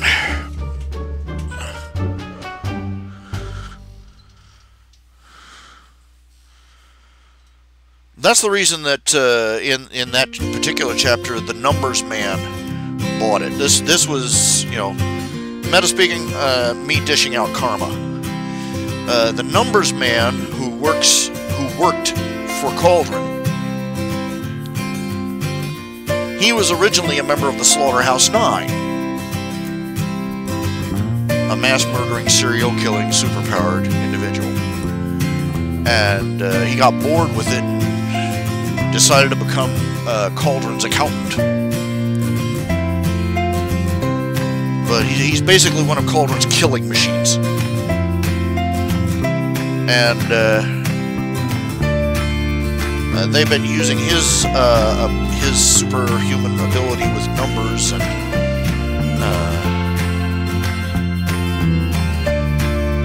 to manipulate the world's economies.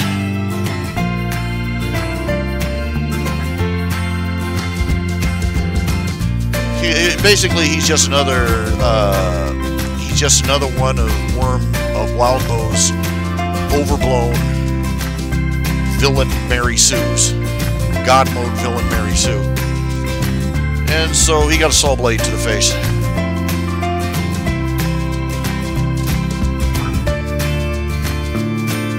I didn't like him.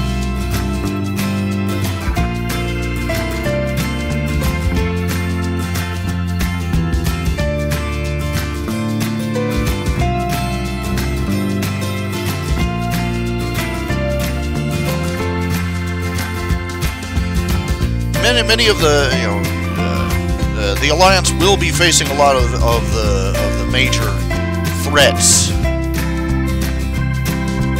in the Wormverse, but it's unfeasible that it's not really feasible that one group of heroes, no matter how powerful, no matter how large or how small or how free to act, it's extremely likely that they would be in any position to encounter every major problem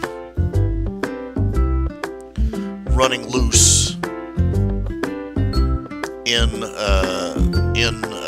Taylor's world.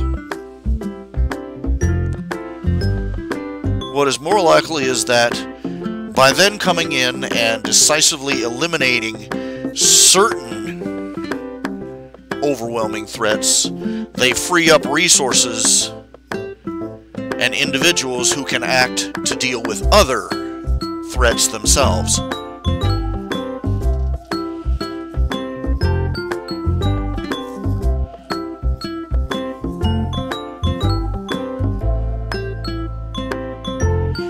That's one of the things that makes it such bullshit. People talk, if we eliminate, this is one of the excuses they have in various comic books and such for maintaining the status quo. If we eliminate this gang, they'll just be replaced by another. If you eliminate this gang, all the cops and detectives and superheroes and others who are being who are struggling and fighting these guys will be freed up to deal with other threats.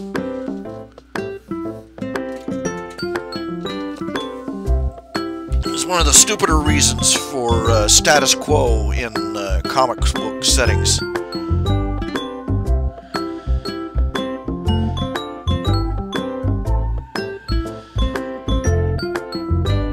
If we eliminate this evil, just 2 more evils will take its place. Oh, bullshit.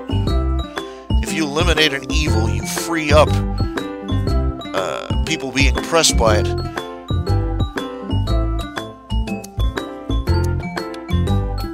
To go out and make the world a better place. Somewhere else.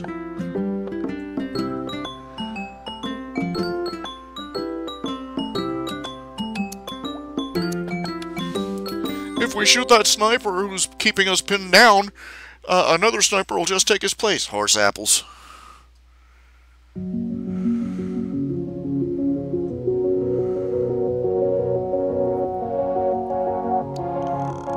That's why the whole Batman, Robin, Batman and Joker thing is it's basically ruined the Batman comic.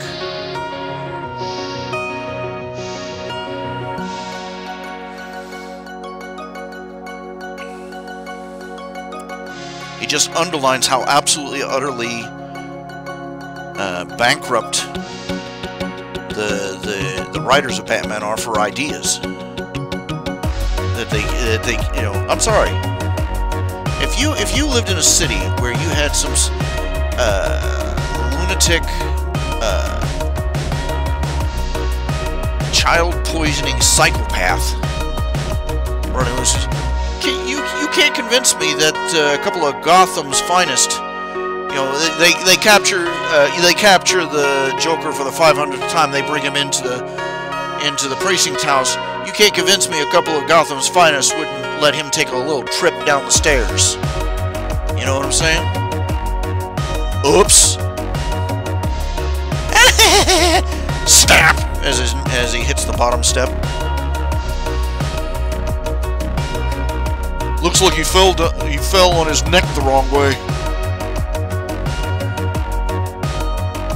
Oh, poor Joker. He fell down an elevator shaft onto some bullets. I'm sorry, a loose cannon like the Joker. After a certain point, every you know, even if Batman does not want to kill because he does not want to become judge, jury, and executioner, that's his justification for letting this murderer loose again and again and again. But you know, every gangster and villain in Gotham with any sense of self-preservation, every time old Giggles showed up, they'd pull out a gun and just start shooting before he could say another word. The Joker would have ended up at the bottom of the Gotham River wearing concrete boots within a week. Yeah, just please spare me. You know, nobody would, and again, nobody with the slightest lick of sanity would take up the mantle of the Joker. I want to be portrayed as the most mentally unstable and dangerous individual in Gotham. I love catching bullets with my face.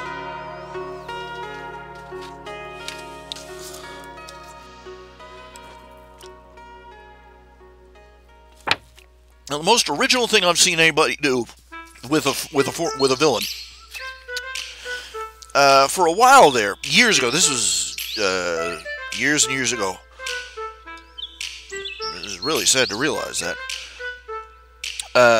the Joker died, and they came out with a new version of the Joker. Not the Joker, the Green Goblin.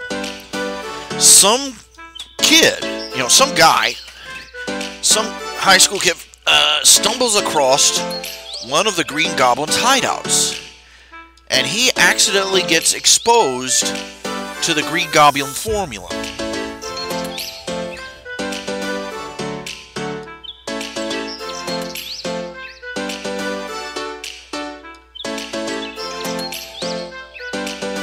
It was an experimental variant that the Green Goblin that Norman Osborn was working on. The thing of it is that it takes electrolysis to activate it, you know, an electrical charge to activate it, and through a contrived set of circumstances, you know, he has, you know, there are some armed thugs breaking into the building, and he pulls on the mask, the Green Goblin's mask, because he doesn't want him to see his face, any of them to see his face, and the mask shocks him, activating the Green Goblin formula. Because apparently there's some sort of electrical device in the mask that activates the Green Goblin formula in his blood and gives him the powers of the Green Goblin. And he goes on. He ends up beating the thugs. He becomes the Green Goblin. He gets a Goblin glider, a new Goblin costume, a Goblin mask, and a stockpile of the Goblin's gear. And he decides to go out and, you know, he's got this power now. He's got super strength and superhuman agility and boosted it to the lead. He's also got you know, the power of a lunatic, what he calls a lunatic laugh. This maniacal cackle that deafens anybody that hears it. And but anyway, he decides he's going to be, he's stuck with a Green Goblin. He's going to be a hero. He's going to be a superhero. And the problem is he's stuck with the Green Goblin theme, so everybody thinks he's a villain, including Spider-Man. And so he naturally has a lot of conflicts where he runs into people, and he has to go to a great deal of effort to explain. Oh, wait! I'm not that Goblin. I'm the new Green Goblin, and But it was an interesting premise. What do you do when you're given powers that make you look like a villain?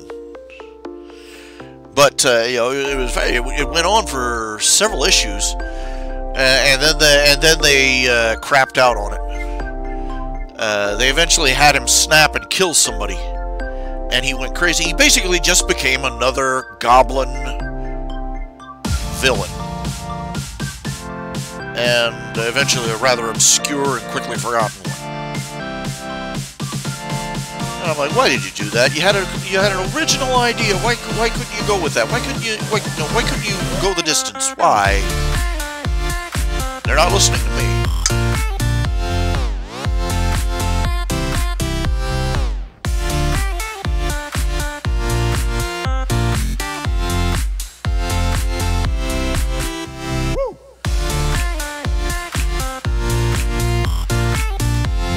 It's just it was a very original idea. The idea of a guy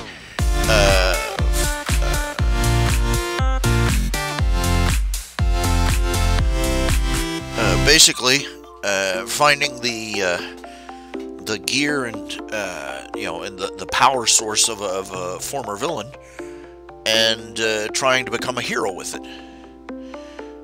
For a while there was some several near future comics, where the next generation of heroes was supposed to be. One of them was J2. He was the son of the Juggernaut. He had all the Juggernaut's powers, except in his case, he had a time limit. He was the unstoppable Juggernaut, but his power only lasted so many hours a day. And then he would shrink back down to normal size, and he'd have to rebuild his power before he could go out again. And Peter Parker and Mary Jane's daughter grows up to be Spider Girl.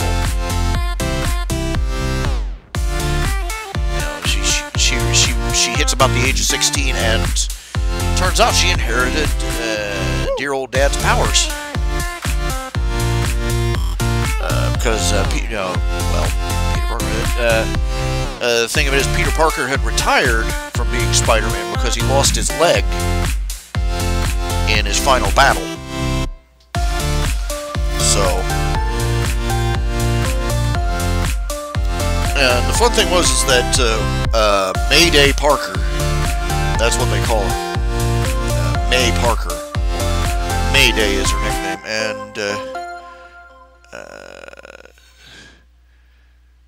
she takes a very interesting, a very different approach to superheroing than her father did.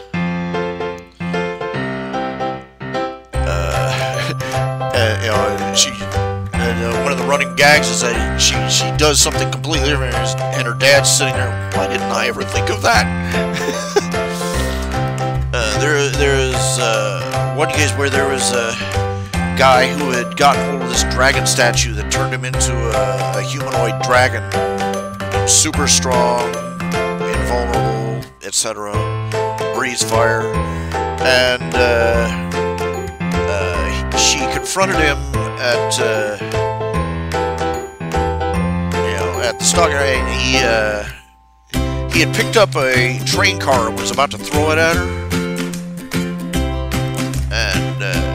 She did something I've never seen a superhero do before. He was holding this huge loaded cargo train car over his head. He was getting ready to throw it at her, and she fires her webs at his arms. nails him in the wrist, and she grabs hold of the line and goes, yoink! And his hands slip out sideways, and the whole thing comes down right on his head. Boom! And drops him into the ground. I laughed so hard. And then there was another one where a couple of villains, a couple of wannabe villains challenge her. He said, "Meet us at in such and such location at a time, or we'll, I forget what they were going to do. We'll blow up our hostage or something." And they're sitting there. They're waiting they're lurking in wait in their secret lair, waiting for her to show up. And they look out the window, and every superhero on her dad's speed dial is outside their lair, encircling it. They surrendered.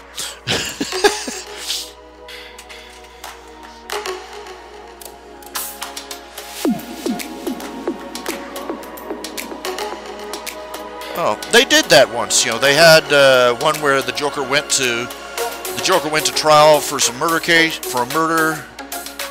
case of somebody being poisoned with Joker poison, and he was going to go to the chair. In fact, they were strapping him in, and it turned out that he'd been framed for it. It wasn't, you know, in this one case, it wasn't actually him.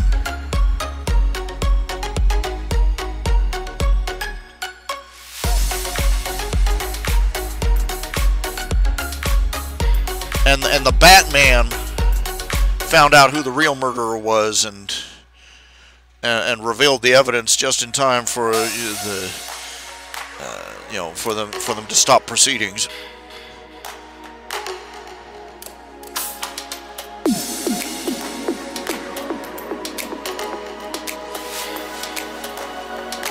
The point was supposed to be is that Batman's ethics was he was not going to. You know, he was not even going to try, you know, going, whoops, I'm a little bit too late.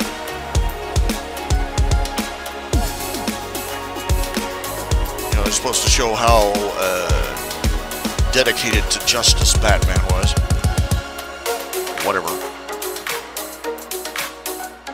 You know, let's just forget all the other thousands of people the guy has murdered in the exact same way. Let's try him for the one case where he's not guilty.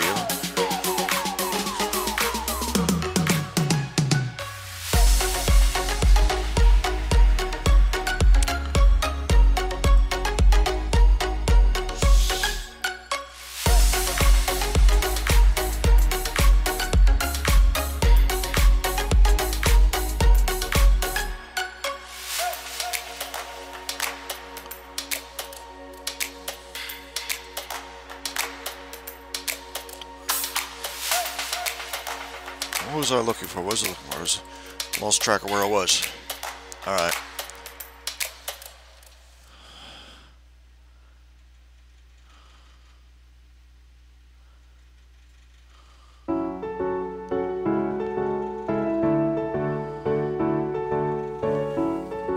You think someone might have decided in that moment, no, they couldn't hear them now, roll on to, what do you mean?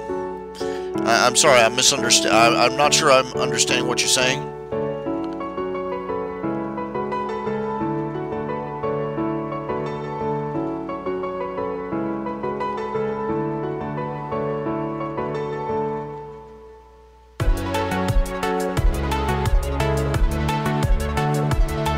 Oh. They couldn't hear them now. Can you hear me now? No, no, no, no, no, no, no, no, no, no, no, no, no, no, no, no, no.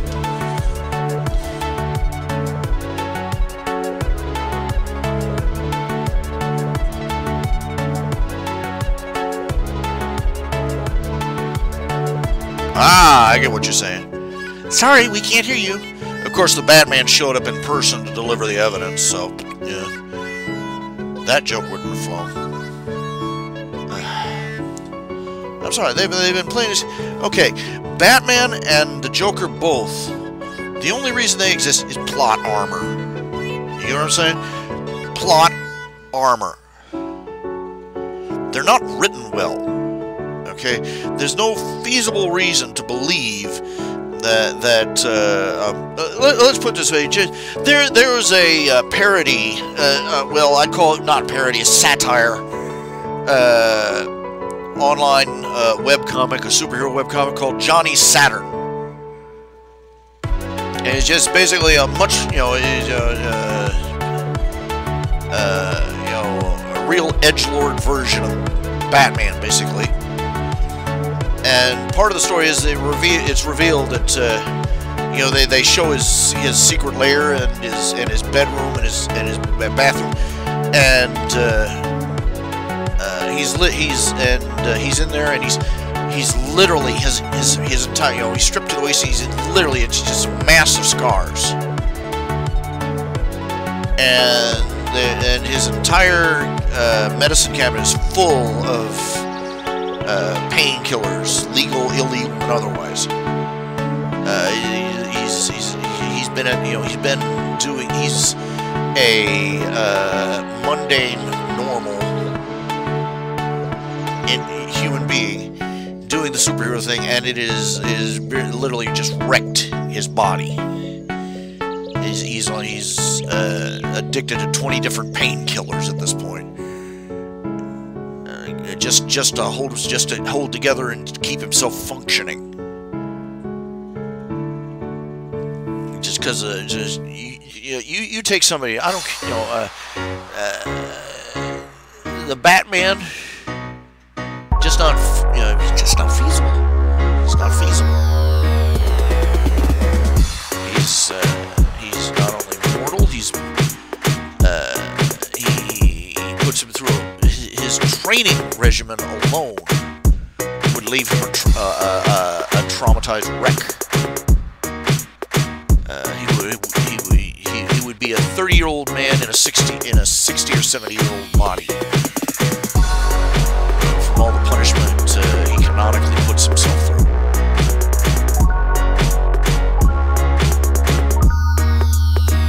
And what's really stupid is that he lives in a world where there are literally thousands of ways that a mundane human being could power themselves up,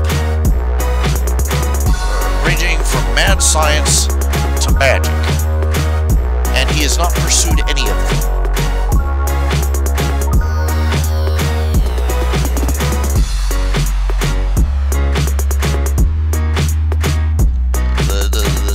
There are dozens of different formulas for super speed,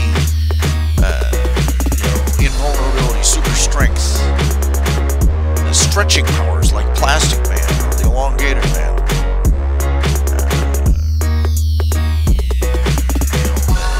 Dozens and dozens of different ways that he could literally empower himself,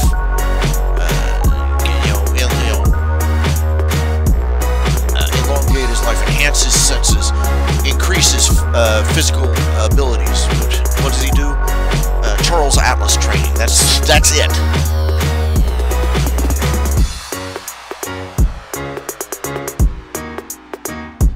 You can't tell me that with all the resources, within arm's reach of the man, that by middle age, when everything in his body hurts, he wouldn't be reaching for some solution to turn himself into something a little bit more than a man dressed as a flying mouse.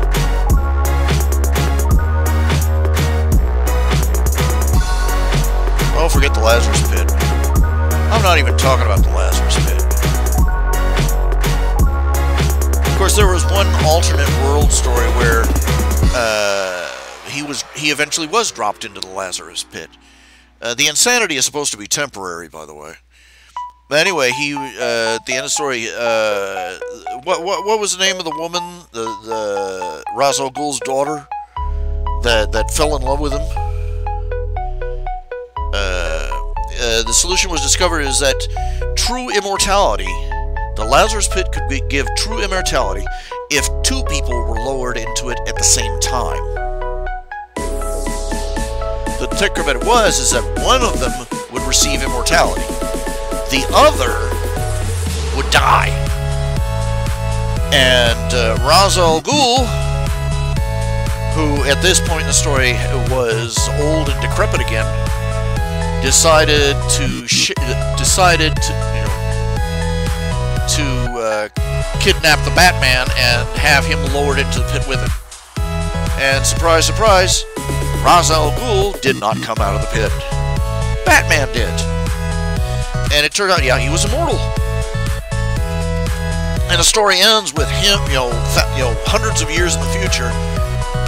He, Superman, and Wonder Woman, who are basically the three of them are all immortal for different reasons. They decide to leave Earth and go, which has become a paradise at this point. They decide to leave Earth and go off into space to find other worlds where they could help, where they could be, that need heroes.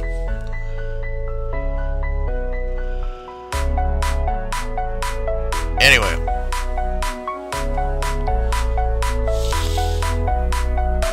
That was one of the alternate world stories, what-if stories. Well, the point is that he has so many thousands of ways, ranging from powered super suits to magic rings to you name it. To hundreds of thousands of different ways that he could enhance himself physically, so that he could at least be on par with the other members of the Justice League, or even with the minor league members of the team. I'm sorry, super detective abilities only takes you so far.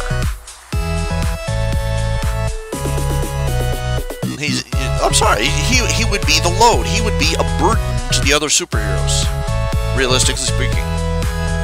Because while they're out there tanking bullets, they're trying to fight the supervillains, and yet at the same time they've got to watch out for Batman because he's as squishy as a grape.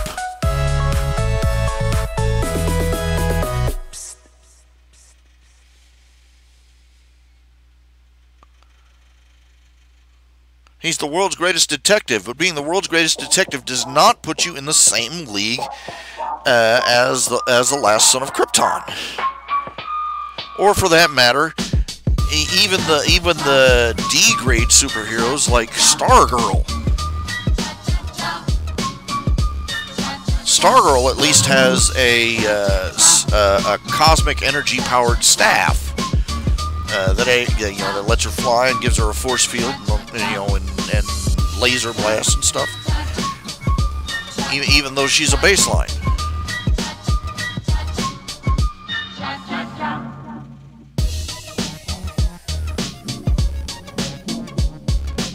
See, yeah, I've seen that. I am currently following Anita since now would be good, seeing as I'm the only member that can't fly.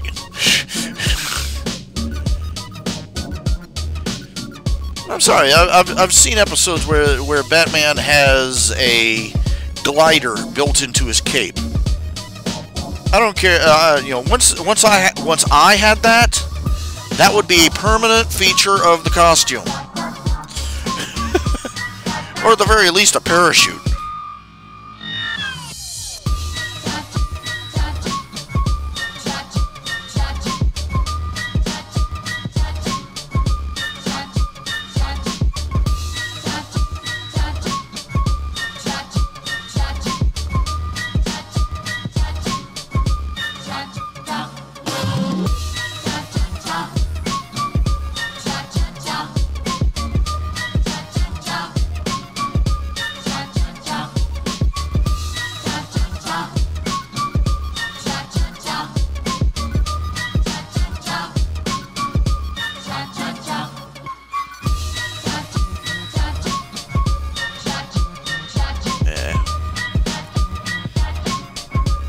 Sorry, he's the world's greatest detective, but he's got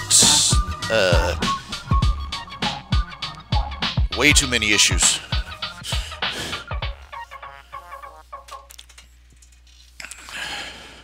I refuse to use a gun. Guns are bad. Instead, I'll use this highly unstable explosive. And he punches a villain in the face with a set of knuckle dusters filled with nitroglycerin.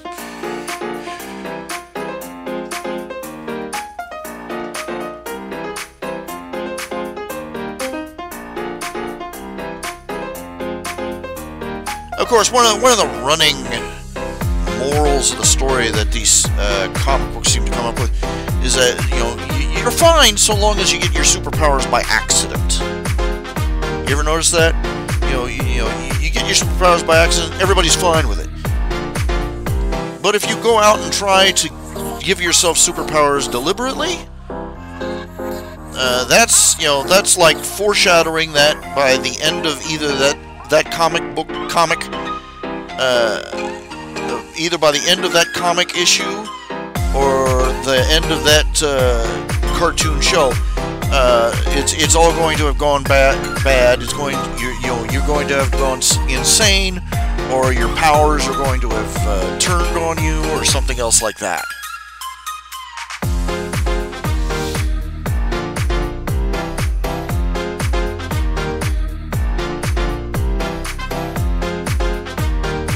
Look, if you're going to dress up like a flying rodent running around, punching criminals in the face, and refusing to use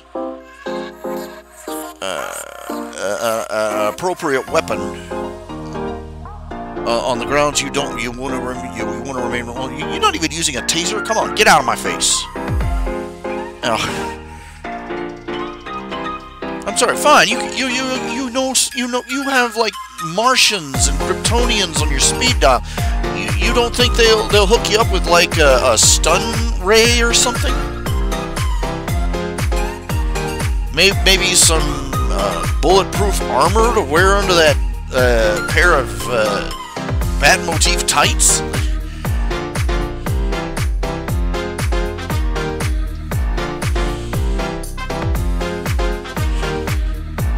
Come on, come on, come on, come on!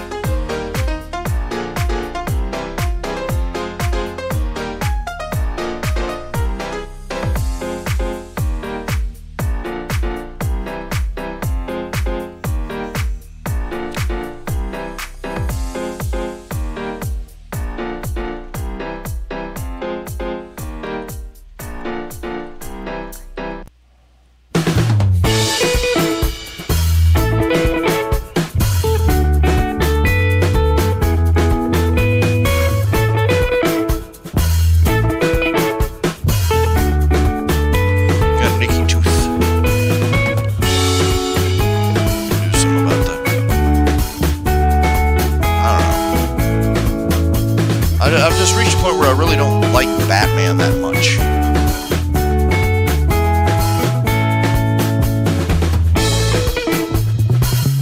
Now, there are some portrayals of him that I liked. I mean, Batman Begins, loved that. And The Dark Knight, oh, that was excellent.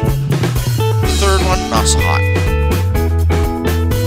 The Ben Affleck Batman, got no use for it.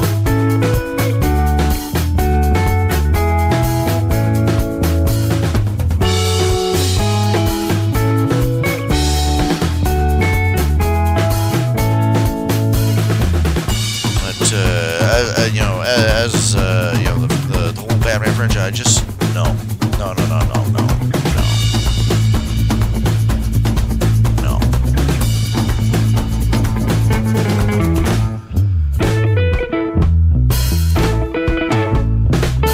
They turned him into a poster child for gun phobes.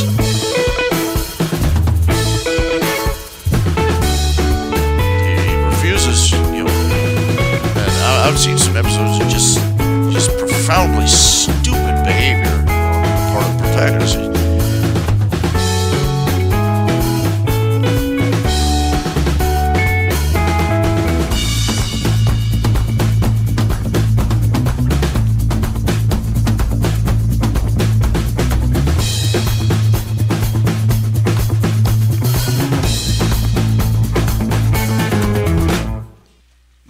one where he was cornered, and he had been attacked by some psycho killer they were tracking down, and the guy had him on the ropes. Seriously, had him down on the floor, was choking him.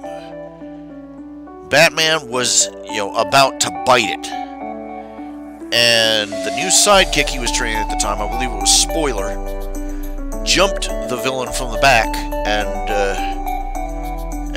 thrashed him a good one, but the guy got away. And Batman, instead of saying thank you for saving my Batkeister, proceeded to read her the riot act because I could see you were going for the kill. You twit. This was a villain who was literally covered in scars because for every person he murdered, he'd put a little hash. He'd cut himself, and he had hundreds of marks all over his body. And Batman was more concerned about his life than about his own life, the life of his partner, the life of the man's victims. It was stupid. There was another one where the private investigator was going down into some underground tunnels to track down some hidden cult, and he was going down with the Batgirl at the time, and on Batman's he had a pistol, seeing as he was a private eye. And on Batman's orders, Batgirl took the gun and threw it into the sewer. The guy's like, "What the hell are you doing?" And Batman's like, "If you're going to be going along with us, you're going to do it our way." And so basically, he demanded that a baseline man go with them to track down a crypt full of psychopathic killer cultists armed with nothing but his bare hands.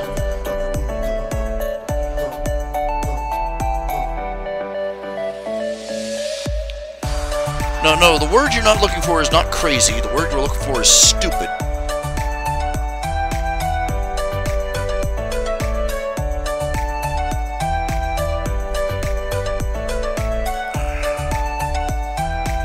Batman is not crazy, he's stupid.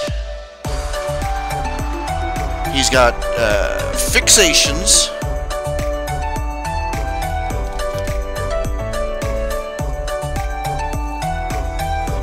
And logic blocks that keep him from doing the most common sense things.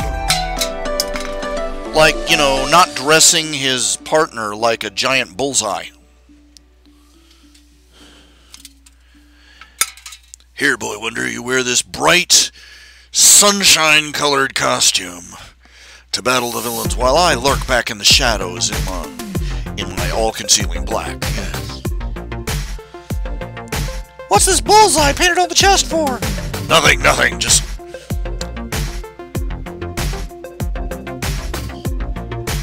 You want a hero that's really crazy, look up Moon Knight. That's, basically, Moon Knight is a vigilante superhero that the Marvel writers just don't know what to do with. So they basically ended up with him being crazy. He's got multiple... Is he a Marvel or DC? I can't remember. Well, anyway, the writers don't know what to do with him, so he's basically crazy. He's got multiple he's got split personality, basically. 4 or 5 different ones.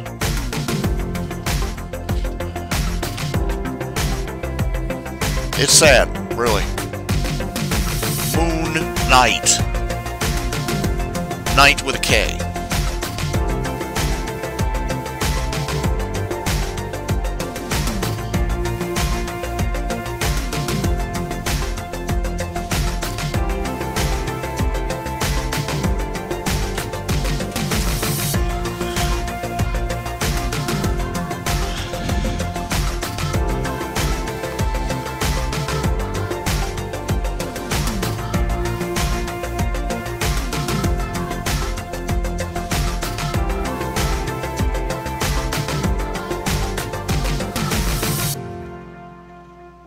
M-O-O-N-K-N-I-G-H-T.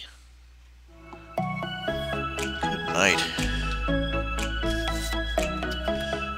I know you're not deaf.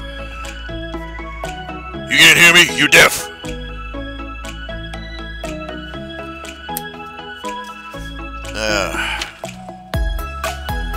Anyway, there's your crazy. Anyway, the man alive.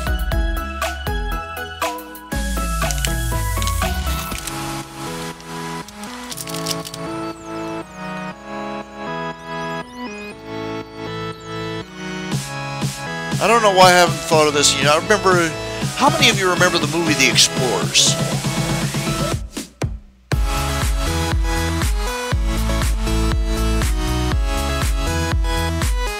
That was one of my favorite movies as a kid, as a teenager. I loved that movie. It was just about perfect.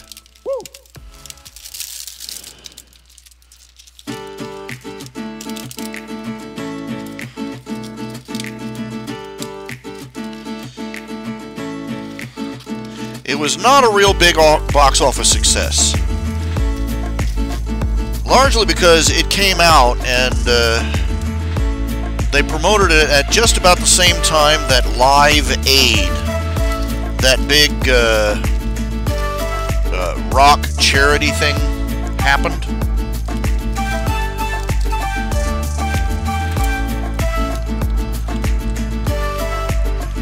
And everybody walked right past the movie theater to go see this concert.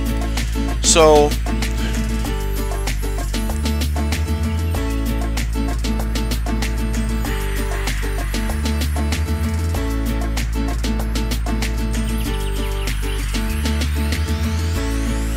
the basic plot of the story is that three kids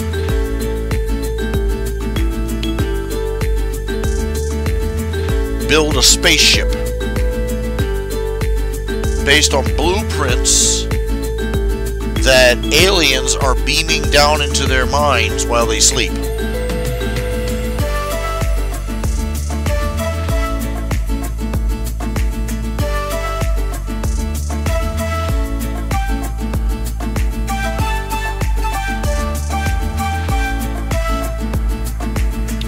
The funny thing is that most people don't know this.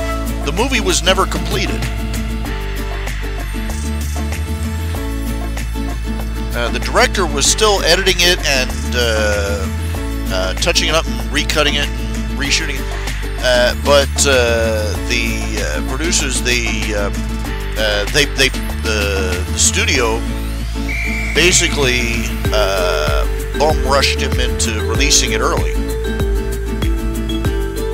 So what you see on the tape is basically it's a unfinished version.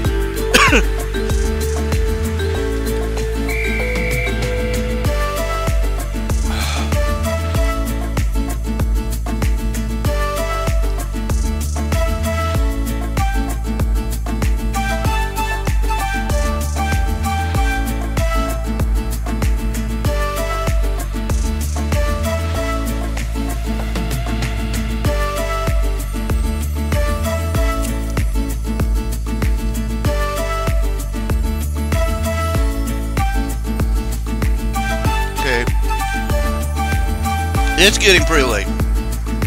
It is almost 10 o'clock. I think I'm going to go ahead and call it a night.